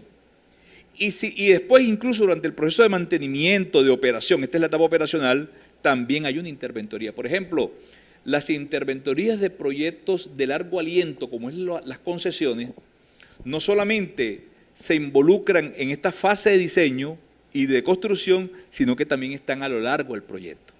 O sea, esas son interventorías que demoran muchísimo tiempo. ¿Qué va pasando en la medida en que vamos avanzando? Fíjense, en la medida en que vamos pasando, lo que ocurre es que, por supuesto, gastamos más dinero, o sea, estos estudios son más costosos que estos son más costosos que aquello, cada vez que vamos avanzando el costo es mayor, pero lo más interesante, vamos reduciendo la incertidumbre, o sea, el grado de exactitud mejora. Y esto es muy importante. Cuando se abren, uno de los, yo creo que de los tremendos errores que hemos tenido, y yo creo que, bueno, los alcaldes de pronto incurren en eso y los gobernadores incurren en ello tal vez por la premura de querer mostrar resultados. Porque el tipo dice, tengo 4 años, en 4 años tengo que hacerlo. Entonces muchas veces abren procesos licitatorios, o sea, se van aquí yo digo con muñequitos. Con muñequitos son unos garabatos que escasamente clasifican para una prefactibilidad. O sea, con casi que dibujos a mano alzada. Entonces, ¿qué han hecho? ¿Qué han hecho? Ponen siempre en el primer ítem del contrato de construcción un ítem que se llama revisión de los diseños. Ítem 1, revisión de los diseños. ¿Y realmente qué es eso, revisión de los diseños? Hacer el diseño. Entonces, no es raro que casi que los primeros 8 meses, 6, 7, 8 meses de un contrato que es de construcción, se gasten haciendo los diseños. ¿Y cuál es el problema de ello? Hombre, que lo que se termina haciendo puede ser muy distinto a lo que estaban en los muñequitos y mucho más caro. Entonces los proyectos empiezan a tener problemas. Y tenemos varios casos que han ocurrido, en los cuales aquí ha ocurrido algo así, proyectos que terminan costando un 30, 40, 50% más de lo que inicialmente estaba proyectado. ¿Ya? Entonces hay que hacer las cosas bien, hay que planificarlas bien para evitar estas cosas. Después entonces los recursos no dan y el proyecto queda en la mitad. Y tenemos desafortunadamente muchos ejemplos de situaciones en las cuales ha ocurrido en Barranquilla, en el país y en muchos lugares. Y al final, claro, como resultan tantas cosas no previstas, el proyecto no solamente termina costando mucho más, sino que además mucho más tiempo de que incluso el alcalde o el gobernador o el ministro esperaba, ¿no? Al final no termina inaugurándolo él, sino el próximo, ¿tá? Que era lo que él quería evitar supuestamente con ese propósito. Entonces, las cosas hay que hacerlas bien, ya, de tal forma que la incertidumbre vaya disminuyendo, aunque cada vez invertimos un poco más, pero eso es nuestro. Es preferible invertir un poco de dinero aquí, ya, y después de esto definir que no es factible y cesar ahí, y la plata no se perdió porque gastamos recursos en eso, pero esos recursos nos dieron luces para saber que no convenía ir más adelante, que tercamente desde una idea ir a la construcción y después darnos cuenta de que la plata ahí es un dinero echado a un cesto de basura. Bueno, los proyectos los hay de distinta naturaleza, hay proyectos que son de construcción, que son casi que vía nueva, de mejoramiento, que simplemente es mejorar las condiciones, el trazado geométrico de una vía, de rehabilitación, que casi siempre es restablecer el nivel de servicio, por ejemplo, recarpeta o restablecer el nivel de servicio. Hay algunos que son simplemente mantenimientos rutinarios o mantenimientos periódicos para conservar la vía. En este proceso, en el proceso de construcción de un proyecto vial o incluso de un diseño, hay una serie de actores que convergen. Por una parte, la entidad contratante, la entidad que es la dueña del proyecto, bueno, que realmente la dueña del proyecto es la comunidad. Estos son unos administradores de esto, esta es la junta directiva, o sea, esta es la entidad y esta es la junta directiva de esa entidad, o sea, los que fueron comisionados por la comunidad para que manejara el proyecto. Tenemos en este caso, el constructor, que es un contratista, ¿ya? Y tenemos aquí el interventor, cuya función es verificar el cabal cumplimiento de las normas de seguridad, salud ocupacional, las normas laborales y todos los aspectos técnicos, ambientales, jurídicos y financieros relevantes. Pero fíjense que aquí hay un actor importante, no la comunidad. La Constitución ha establecido una serie de mecanismos de participación ciudadana. Incluso se pueden crear veedurías. Y a veces lo vemos como algo incómodo, pero yo creo que es un principio sano, porque finalmente el constructor firma su acta de entrega y listo. Y a menos que lo llamen para decir que algo queda mal, el tipo se desentiende del asunto. Casi siempre es lo mismo con el interventor, pero es que la comunidad es quien va a usarlo todos los días, quien permanentemente va a usufructuar ese proyecto. Por tanto, ella es la más interesada y hay que garantizar que estén informadas. Miren, una cosa que yo casi siempre procuro hacer como interventor y me da muy buenos resultados, hago reuniones periódicas con la comunidad. Eso es un lío, ¿ah? Porque entonces llega el líder y el líder empieza y ya, y hay la gente que se quiere mostrar y que empieza a hablar y que ya. Pero es bueno dejarlo escuchar, que se desahoguen. Hay otros que dicen que se está haciendo bien, la gente se queja, dice esto. Hay otros que dicen, pero eso genera confianza. Eso genera confianza. Yo con ustedes como interventores les recomendaría que hagan una reunión al mes. ¿Dónde hacerla? Bueno, en una sala comunal o en una iglesia o en cualquier espacio que haya allí en la zona. Ya, invita a la gente y proponga, usted explica el proyecto, cómo va, la gente le va a preguntar muchísimas cosas, no faltará el sabiondo que sabe más que usted, ¿ah? Que empieza a decir que por qué esta cosa, que lo otro, pero es importante de todos modos escuchar a la gente e informarle. Ya, yo diría que eso es una muy buena práctica, repito, a veces usted sale y yo para qué diablos hago esto, pero después al final digo, hombre, valió la pena, ¿eh? Porque lo van a insultar, le van a, van a hacer muchas cosas, pero es algo que es bueno hacerlo, sobre todo en proyectos de alto impacto, en los cuales la gente se siente que está siendo afectada. Entonces hágalo y no le tengan miedo a eso, ¿eh? Asesor, eso sí, bien, tenga un trabajador social, una cosa que, ¿eh? Pero eso es bueno hacerlo, eso es bueno hacerlo. Bueno, la construcción de vías tiene una serie de etapas, desde las explanaciones, que son básicamente movimiento de tierras, bases y subbases y bases, que son las estructuras del pavimento, la carpeta de rodadura, una serie de estructuras, obras de drenaje, señalización y otras obras complementarias. Claro, durante esa construcción hay que mantener unos estándares en temas de salubridad y en tema ambiental. Por ejemplo, hay que exigir un programa de ocupación ocupacional. Bueno, las ARL, ¿saben qué son eso, verdad? Las administradoras de riesgos laborales normalmente tienen unas señoritas, casi siempre son señoritas o señoras, que son expertas en este tema, en salud ocupacional. Ya, hay que formar un comité. Es importante que se hagan inducciones a los trabajadores sobre eso, que se haga un perfil de riesgo laboral. Y recuerden ustedes que la construcción es una actividad de alto riesgo,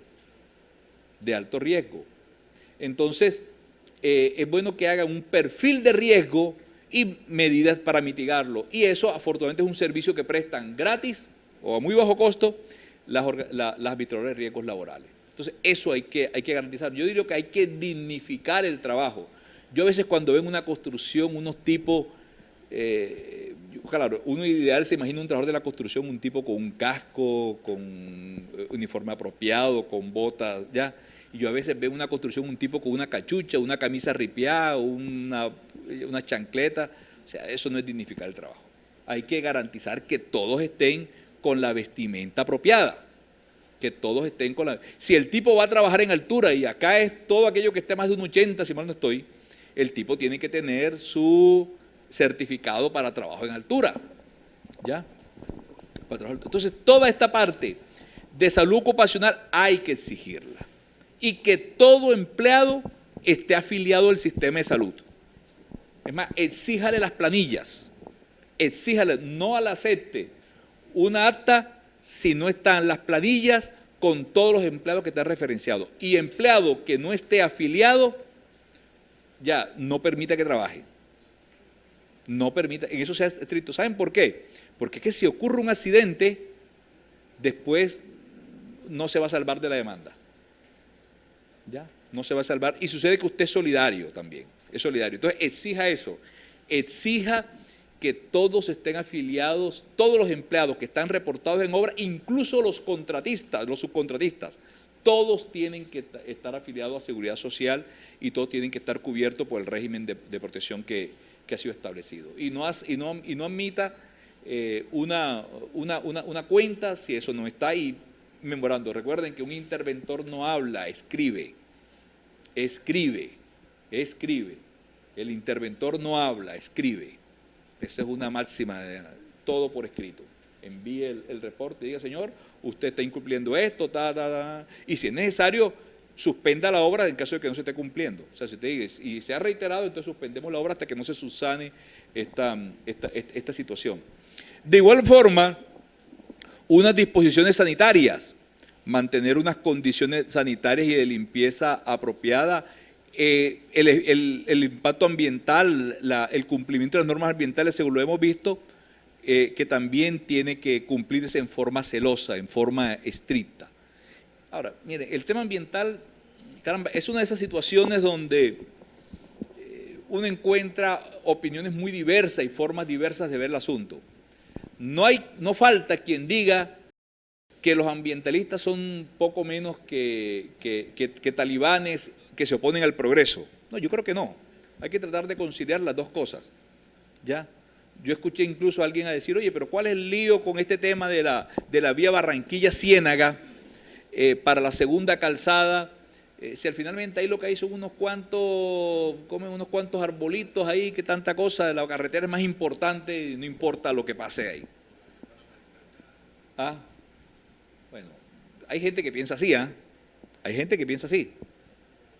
¿Qué tanto es que nos llevemos lo que sea? Es más importante el desarrollo. Y bueno, yo creo que lo que hay que pensar es que nosotros no somos la única generación que va a estar sobre la tierra.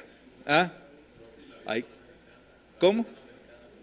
No, lo mismo, la vía panamericana, que ahí había una oposición. La vía panamericana está detenida ahí en el entorno, faltan 200 kilómetros para conectarla, pero curiosamente yo creo que no se ha hecho no porque Colombia no quiera, sino porque Panamá no ha querido.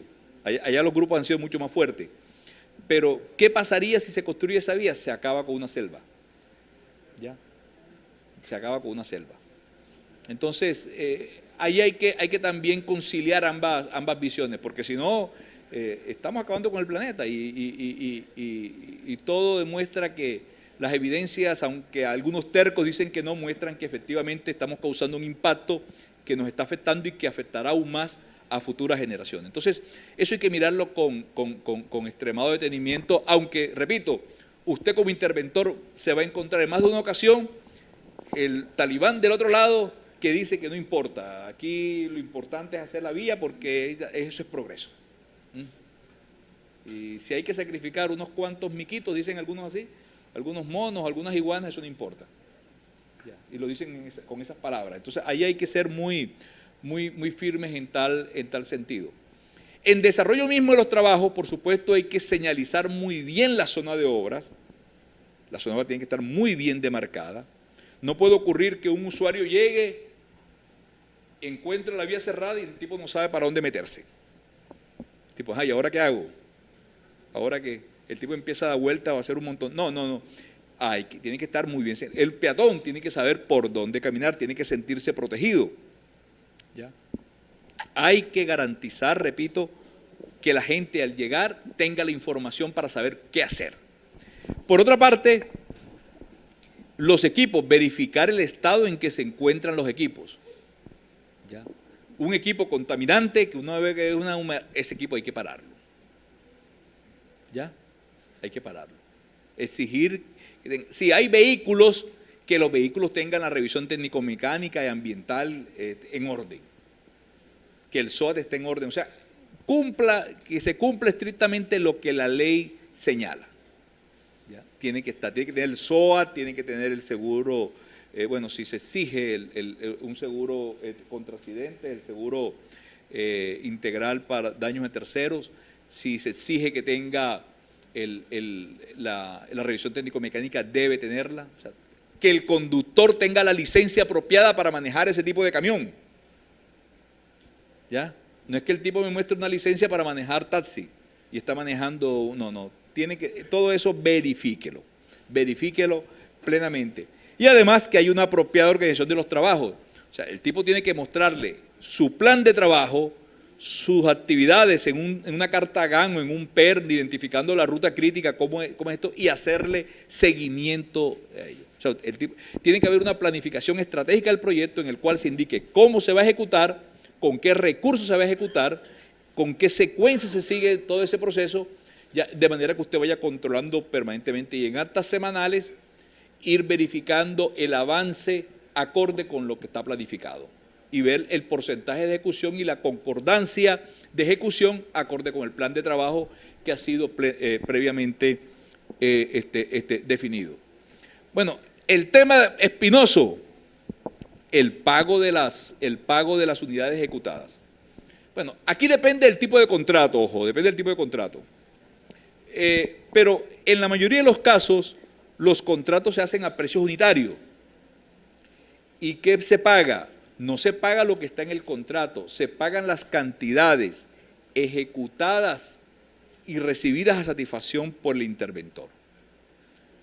el contrato puede que diga que eran 40.000 metros cúbicos de corte, pero si después en ejecución nos damos cuenta que en realidad ejecutamos 36.000, se pagan 36.000, no las 40.000 que estaban inicialmente. ¿Está claro? Es posible que sean un poco más. Ojo, si resultan ítems no previstos, usted no debe permitir que los ejecute sin que antes usted haya aprobado el valor unitario de ese ítem. Por ejemplo, imagínense que hay una excavación, el ítem dice que hay una excavación en material común, pero resulta que empezamos a excavar y encontramos roca. Viene una excavación en roca que por supuesto no puede tener el mismo precio de la excavación en material común. Entonces digo, un momentico, hazme una propuesta de cuánto vas a cobrar tú por cada metro cúbico de excavación en roca. Nunca le diga, hazlo y después arreglamos. No. ¿Ya? Nunca haga eso. Nunca haga eso. O sea, presente esto. Yo analizo los precios unitarios, busco referentes en la zona también. El INVIES tiene unos valores de referencia según zona, pero yo miro pero por supuesto estos valores pueden variar. Los constato, veo y si noto que el precio es razonable, pues lo apruebo. Si no, le hago unas observaciones o lo que fuere y al final se aprueba el ítem. Y ahora sí, ejecuta a este precio que tú te comprometiste. Pero no es que yo lo hago y el tipo después, no, yo me gasté tanto. No, o sea, evite esas cosas. Solamente pague los ítems que efectivamente están previstos y los que no, que le haga una propuesta y solamente previa validación de su parte y de la entidad, entonces allí se ejecuta. Los precios unitarios, ojo, cubren todas las operaciones necesarias para la correcta ejecución del ítem. Y allí el contratista es responsable de lo que hizo. Si el contratista omitió algo que había que hacer, ya es su culpa, lo tiene que asumir. No es que aquí en el ítem excavación sucede que incluye cortar y excavar y transportar hasta cierta distancia, no, y se me olvidó meter el camión para el transporte del material, lo siento. Lo siento. O sea, las especificaciones dicen que tú estabas obligado a cortar el material y transportarlo hasta una cierta distancia. Si tú en tu propuesta, en tu análisis, no incluyiste eso, pues es una omisión que tienes que asumir, ¿ya? Y no es que ahora vamos a medir y a cambiar precio unitario, porque eso de cambiar precios unitarios, a menos que hayan situaciones de cambios en especificaciones o algo así, no se debe hacer. Ahora, ¿cuándo, por ejemplo, sí puede haber un cambio en precios unitarios? Cuando hay una situación tal que de pronto amerita un cambio en las especificaciones. Les voy a dar un ejemplo. Imagínense ustedes que para hacer un relleno, digamos que en las especificaciones se indican que el tipo hay que usar un geotextil con ciertas características. Y después cuando se va al terreno se encuentra que hay unas condiciones que ameritan usar no el geotextil que estaban en aquellas especificaciones, sino un geotextil con especificaciones diferentes, distintas. Obviamente, si aquí hay un precio mayor no previsto, eso sí debe ser ajustado. Entonces, en ese caso, sí hay plena justificación para eso. Pero si el ítem decía que había que poner un geotextil tal, ya, y el contratista cuando hizo su oferta hizo el presupuesto y no agregó ni siquiera el ítem del geotextil, pues le toca asumirlo. Esas son discusiones que surgen, que son complejas. Bueno, a veces hay interventores que ceden un poco más, pero yo creo que la propuesta que el tipo hace, y los contratos sí lo dicen, son parte integral del contrato. O sea, la propuesta técnica y económica que se hacen son parte integral del contrato y tienen que respetarse en forma estricta. Porque si no, pues, se vuelve algo flexible que yo puedo acomodar a mi antojo durante el proceso y eso genera muchas dificultades. También el manejo de los tiempos, el manejo de los cronogramas. Los cronogramas, como les dije, hacen parte de la planificación estratégica del proyecto. El cronograma hay que hacerle seguimiento, aunque es susceptible de hacer ajuste en caso de que resulten condiciones que lo atrasen. Por ejemplo, puede ocurrir que haya una fuerte lluvia que obliga a paralizar los trabajos o que hay unas demoras por no sé, requerimientos de la comunidad. Entonces, eso debe quedar en acta y se reajusta el cronograma. Pero, a menos que pasen estos imponderables, uno tiene que verificar que efectivamente el proceso va en concordancia. En el cronograma, en el plan de trabajo, también el constructor se obliga con unos equipos mínimos que debe tener allí. Esos equipos tienen que estar allí, ¿ya? Tienen que estar allí. Él se obliga a mantener tantos frentes de trabajo, hay que verificar que eso se cumpla. O sea, y todo eso no es simplemente por molestar, no, eso se hace porque pretendemos una obra que se haga en el costo, dentro de los presupuestos de costo y de tiempo que han sido establecidos con anterioridad. Bueno, aquí tenemos diferentes actividades. Yo lo voy a pasar muy rápidamente con el objeto de centrarme en la parte final. Los ítems típicos de las explanaciones, los afirmados, la carpeta de rodadura, etcétera, cómo se miden los trabajos. Ustedes esto lo pueden mirar con mayor detenimiento. Infortunadamente el tiempo, ¿qué pasó? Ya, bueno, el tener en cuenta que los materiales se expanden ya, al calcular los volúmenes y se contraen, disminuyen su volumen cuando son compactados, simplemente unos factores que hay que usar para tener en consideración ese hecho. Las explanaciones, que finalmente lo que hacen es conformar la subrasante, aquí un equipo típico empleado para tal objeto, las actividades de desmonte, de demoliciones, de excavación. No olviden que las excavaciones se pagan con material en banco y los terraplenes con material compactado. O sea, no pagamos nosotros por volquetas que salen, sino por los volúmenes efectivamente medidos en la condición en que van a quedar, en terraplén o en la condición en banco. Bueno, yo aclaro una cosa. El transporte es solamente el transporte de derrumbes, porque el transporte de derrumbes, cuando hay el derrumbe, bueno, no tiene forma de medirla. Pero si es de un material de excavación, en el costo de excavación, ahí tiene que convertir ese material de excavación luego cuando se va a transportar en material suelto. Pero se le paga la excavación, es como material en banco. Material en banco. El material en banco. Bueno, los pedraplenes, los afirmados, las bases y las subbases. No me queda mucho tiempo para toda esta parte, que bueno, que es interesante, pero que ustedes encuentran en sus fotocopias, en sus diapositivas, que se van a ser entregadas en las memorias, y que además, fíjense que yo en todas las especificaciones, solamente quiero hacer una reflexión. Cada uno de los ítems que hace parte del proceso, cuando hablo de ítems me refiero a los rubros que hacen parte del proceso constructivo, lo que hemos visto, los cortes, las excavaciones, las bases, las subbases, cada uno de ellos está acompañada por unas especificaciones. En el país, en Colombia, digamos que casi que nuestras especificaciones las universales en el país casi que son las normas generales del INVIAS, normas generales, pero también pueden tener algunas, las entidades también pueden agregar ciertas especificaciones, hacer unas normas más específicas, que a su vez son un derivado de las normas también de la AASHTO, las normas nacionales, con algunos ajustes que se le han hecho para tropicalizarlas. Pero lo importante es que usted, cada ítem, al leer las especificaciones, va a encontrar información relevante para su control. ¿Qué información dice? Primero, la información de en qué consiste la actividad. Por ejemplo, la actividad de corte, normalmente en las normas INVIAS, puede que algunos lo manejen diferente, la actividad de corte incluye cortar, cargar y transportar hasta una distancia que es el límite de acarreo económico, o sea, hasta 1 kilómetro. Solamente de ahí en adelante pagan sobre acarreo. Eso dicen las normas de INVIAS, repito, otras entidades pueden tenerlo diferente, pero incluye eso. Y además incluye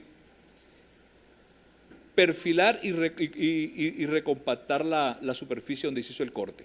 Incluye todo eso, ¿ya? Entonces, ahí dice claramente lo que hay que hacer. Entonces, cuando el proponente hizo su análisis de precio unitario, tiene que considerar todas esas actividades. ¿Qué más dicen las especificaciones? Las especificaciones, además de ellos, dicen cuáles son los equipos y los materiales que se deben emplear para ello. ¿Ya?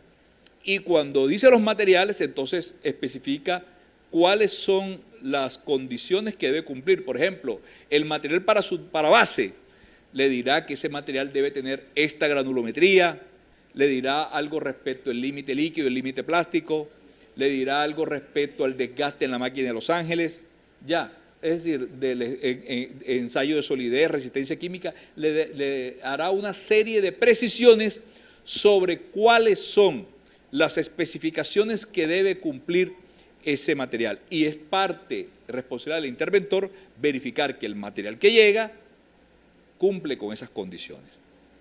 ¿Ya? Hacer los ensayos correspondientes para garantizar que eso se da.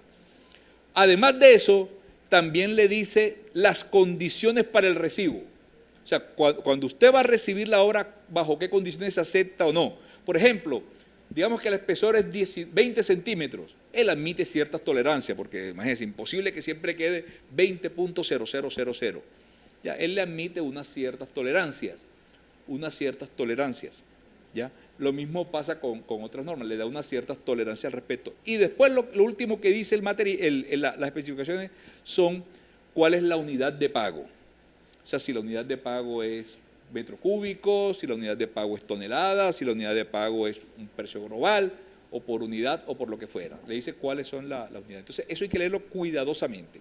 Las normas del INVIAS ustedes las pueden descargar de la página web del INVIAS. Ahí se meten INVIAS, documentos técnicos, y ahí aparecen esas normas, un mamotreto así. Y además también encuentran las normas de ensayo, que es ya las normas que el laboratorista debe seguir al momento de hacer las verificaciones de los materiales. Bueno, aquí tenemos nosotros muchas, pero aquí está, bueno, este es un pavimento rígido, ustedes pueden ver las dovelas, etcétera. Está. Obras, etcétera. Bueno, una serie de obras que se hacen, en este caso alcantarillas circulares con un disipador de energía, obras de manejo de drenaje. Mira, este diapositivo yo quiero que llame su atención a algo que infortunadamente pasa muchísimo y que no es deseable. Muchas veces cuando se hacen proyectos de rehabilitación de vías, ¿qué es lo que se hace? Una sobrecarpeta. Ahora, hoy día lo que se hace es que se hace un fresado y ese material se recicla y se vuelve a poner. Ya, eso es lo que. Pero nosotros todavía estamos acostumbrados a poner sobrecarpeta sobre eso. Entonces, fíjense lo que pasa aquí. Esta es una cuneta y esta es sobrecarpeta. Originalmente, esta carpeta estaba a este nivel, pero fíjense, de tanta sobrecarpeta quedó un escalón. ¿Qué pasa si un vehículo, por alguna circunstancia, medio pisa acá? O sea, la cuneta se hace triangular precisamente para que el vehículo pueda allí. Pero si hacemos esto, el vehículo medio pisa, se va a volcar. Esto no es seguro. ¿Ya? Y eso es en una carretera aquí en el Atlántico. Una carretera aquí en el Atlántico. ¿Ya? Entonces, esto hay que evitarlo porque aquí no estamos garantizando seguridad. Muchos accidentes seguramente se derivan por situaciones como esta, en la cual la cuneta queda en el fondo. Entonces, un vehículo que por cualquier maniobra medio pise aquí, inmediatamente a la velocidad que viene se va a volcar. Y poniendo en riesgo la vida de las personas que allí van. Bueno, en este caso empedrados. Esto a mí me encanta, que es el empradizado, muy ecológico para revestir los taludes y evitar la erosión. El problema nosotros en Barranquilla, en esta región, es que tenemos 4 o 5 meses donde no llueve y mantener eso no es fácil. No es fácil. Bueno, aquí controles que hacen, etcétera. Bueno, quiero dedicar estos últimos minutos, me excusan, pero realmente subestimé el tiempo y quiero ser respetuoso también con el nuevo expositor. Quiero hacer ahora algunas precisiones más concretas sobre la interventoría de proyectos viales y de transporte. Primero, no perder de vista, ¿no?, que el interventor no es, en algunas partes le llaman contraparte técnica, en algunas partes. En América, yo he hecho proyectos en varias partes y donde le dicen interventores en Centroamérica y hasta Colombia. Pero, por ejemplo, en Chile, en Argentina, la palabra interventor ellos no la conocen. Ellos le llaman contraparte técnica, pero en esencia es lo mismo, ¿no? En esencia es lo mismo. Aquí nosotros le decimos interventoría, de intervenir, ¿no? Ahí viene la cosa. Pero primero, no es un fiscal general de la República. ¿Ah? No es un fiscal general de la República. No debe verse como el dolor de cabeza, como el tipo que va a poner en cintura a los contratistas sin vergüenza. Esa no debe ser la visión. ¿Ya? El interventor es esencialmente alguien que tiene que hacer una gestión de armonizar entre quien contrata, que es la entidad, el contratado, en este caso, que es el constructor, y la comunidad. Es decir, tiene que ser un eje que integre a todos esos actores del proceso para que se logre el objetivo, un proyecto de calidad que sirva a una comunidad. Ese es el objetivo fundamental. ¿Ya? Es el objetivo fundamental. Que a veces tiene que ser estricto, en eso, por supuesto que tiene que serlo, pero no debe verse como una espada de Damocles sobre el constructor, no. Ni es un fiscal, ni es alguien que solamente está para ver todo lo malo que el tipo está haciendo y ver ya.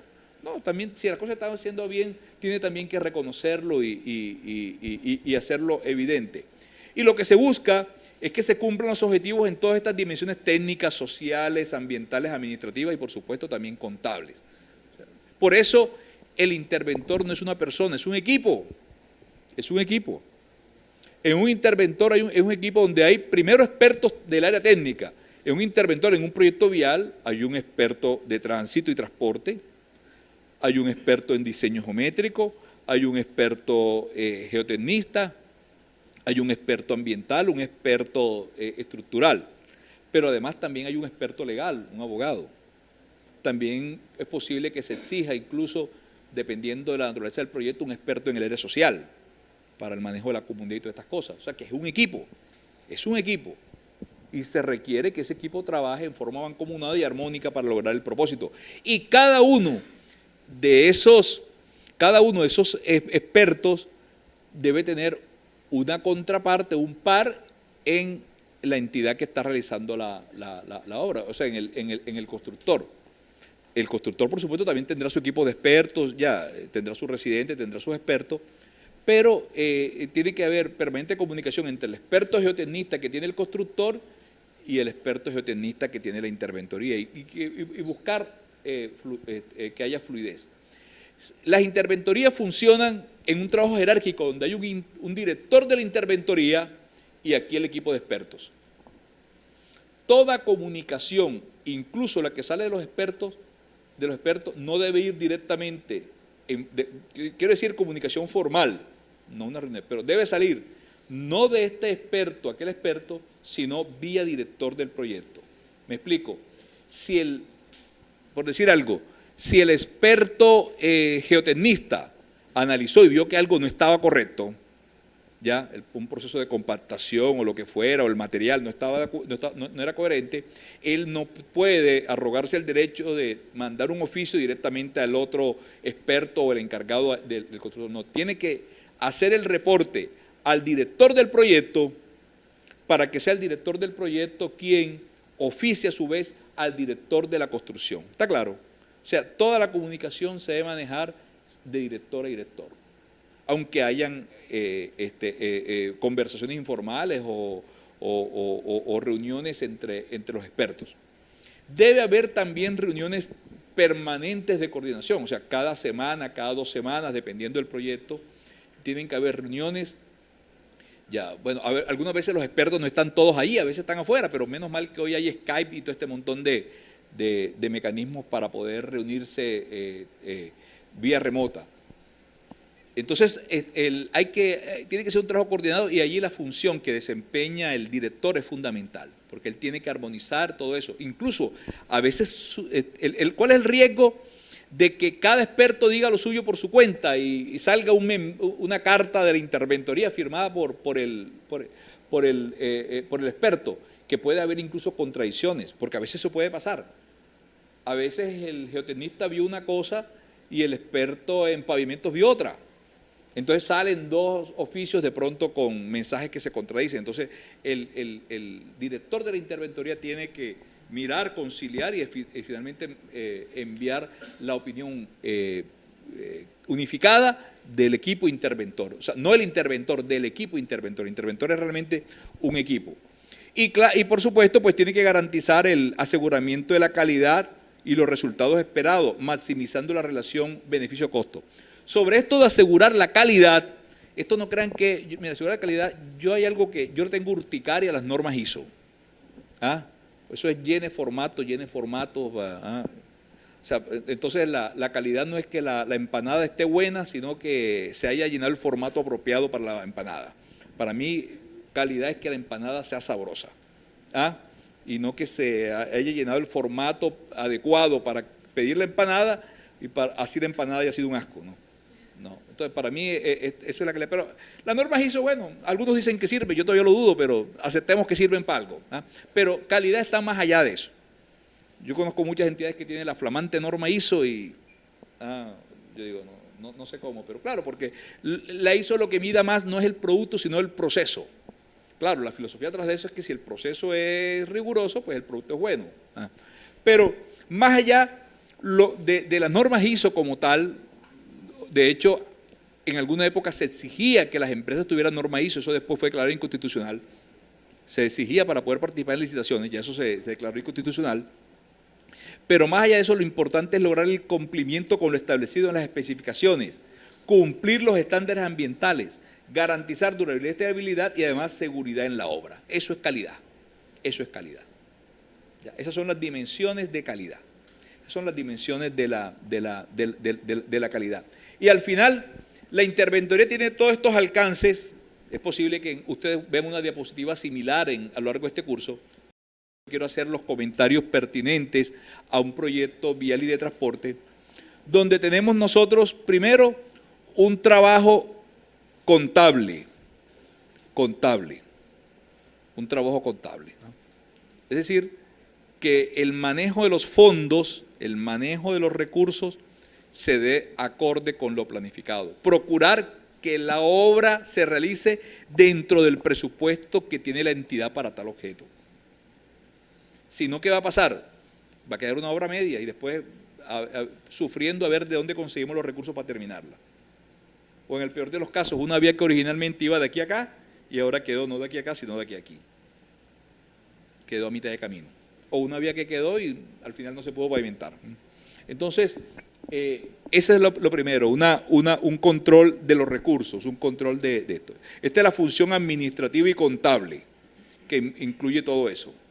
Pero por otra parte, tenemos también la dimensión técnica y ambiental, que incluye el manejo de las licencias ambientales, plan de manejo. Ya, muchos proyectos, por el impacto que generan, requieren que tener una licencia ambiental, ¿ya?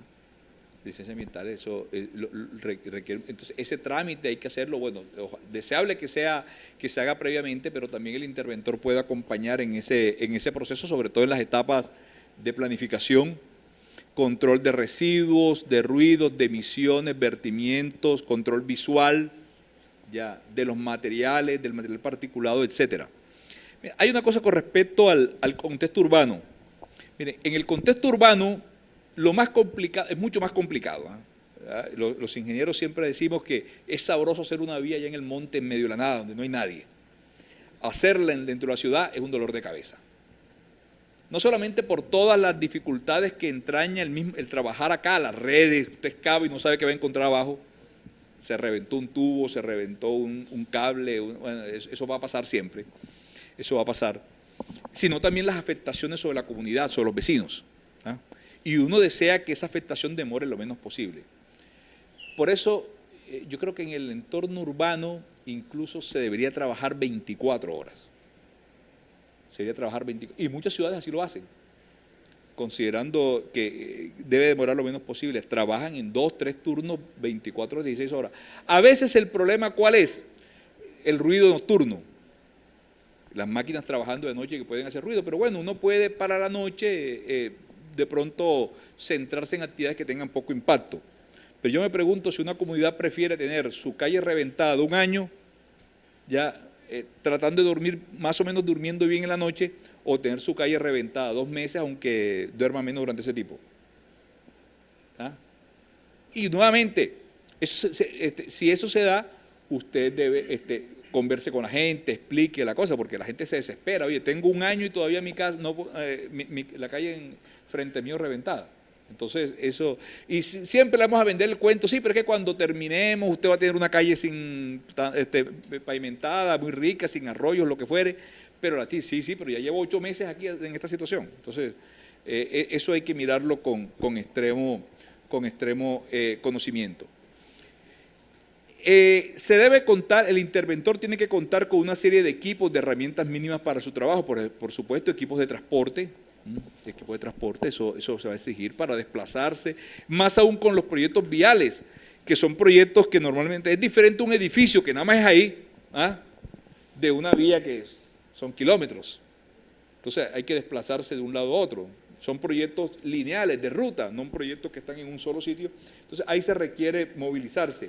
Equipos de comunicación, desde luego, equipos de comunicación, laboratorio, un laboratorio. No tiene por qué el tipo ser dueño de un laboratorio, él puede hacer un contrato con un laboratorio que le haga los ensayos. Es que yo he encontrado algunas licitaciones absurdas de interventoría donde dicen que el tipo tiene que mostrar la factura de compra de los tamices. ¿En serio, va? O sea, tiene que demostrar la factura con la que compró los tamices. Yo los tamices, yo en última contrato a alguien, un laboratorio para que me haga eso. Entonces, lo importante es tener la disponibilidad de esos equipos que son necesarios para el control de calidad. Además, equipos topográficos y eventualmente pues, software especializado y equipos de computación. Entonces, no es solamente talento humano, un buen equipo, buenos expertos, buenos especialistas, un buen residente, un buen director, sino también tener toda esta logística necesaria para que efectivamente esta cosa funcione. Ya en desarrollo del presupuesto, tiene que ser capaz de, primero, hacer un control de las cantidades ejecutadas y por ejecutar, no solamente con lo que dicen los planos y lo que dicen los diseños, sino también con lo que la topografía va marcando. O sea, él no puede decir que la cantidad a pagar es la que dicen los planos, tiene que medirlas. Tiene que tener un equipo topográfico que haga las estimaciones de volúmenes y de todas las cantidades necesarias.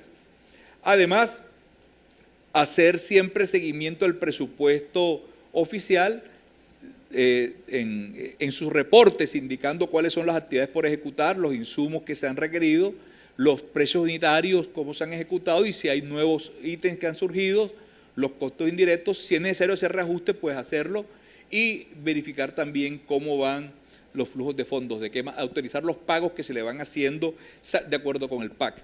Bueno, el PAC es esto, las entidades tienen que hacer un plan anualizado de cuentas donde van diciendo cómo van a hacer los desembolsos, donde hay una programación de pagos. Entonces, el interventor tiene que conocer cuál es ese plan de pagos, de tal manera que las cuentas vayan siendo enviadas a la entidad en concordancia con esto y no antes ni después, porque también hay unos indicadores de eficiencia en la ejecución que por supuesto queremos que sean adecuados, que sean bien evaluados por parte del ente de control, que en este caso es la Contraloría. Ojo, no hay que confundir el interventor con la Contraloría, son dos cosas distintas, son dos cosas diferentes.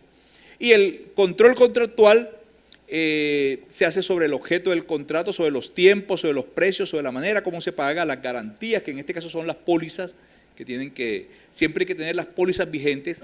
Si el contrato se extiende, hay que extender las pólizas, o sea, eso siempre hay que garantizarlo.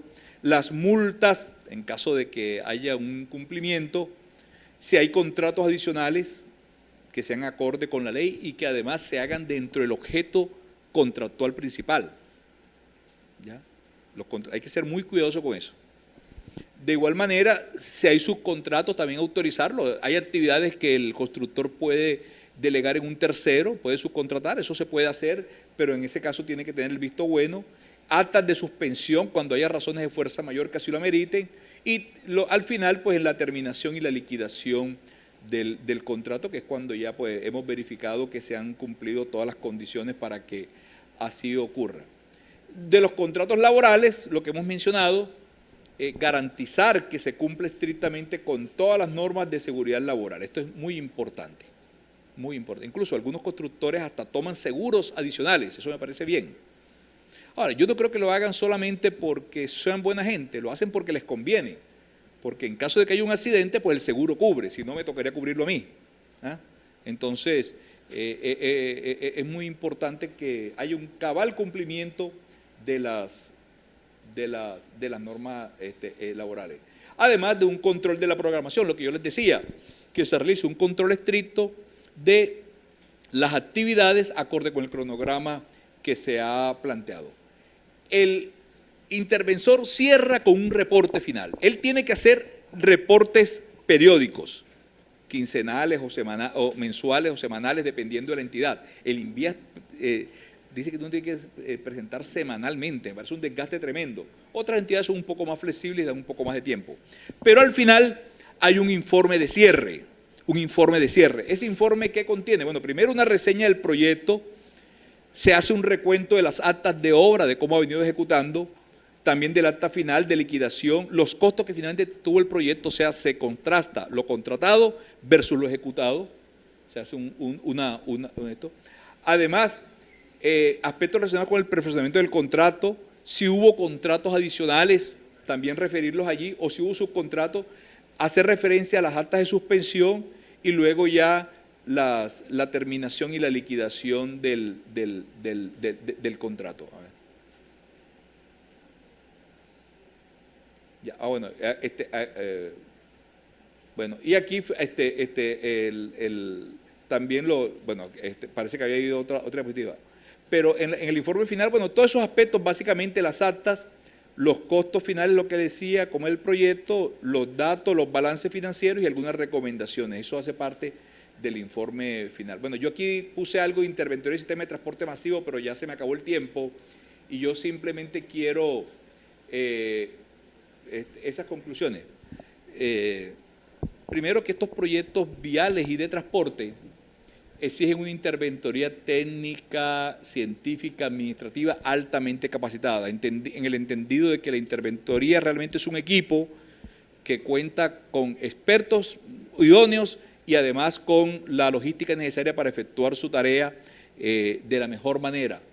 Pero lo más importante que tengamos en cuenta, esto no es un tema solo de ingenieros, esto es un tema que involucra a muchos actores multidisciplinarios y con una fuerte componente social. Por eso, mi mejor recomendación para ustedes como interventores no es solamente que hagan su trabajo bien, con juicio, con rigor, sino que también que no se olviden que ustedes finalmente se están debiendo a una comunidad que a la larga es quien va a usufructuar la vía o el proyecto que usted ha diseñado. Por tanto, no puede de ninguna manera actuar de espaldas a la comunidad. Muchas gracias.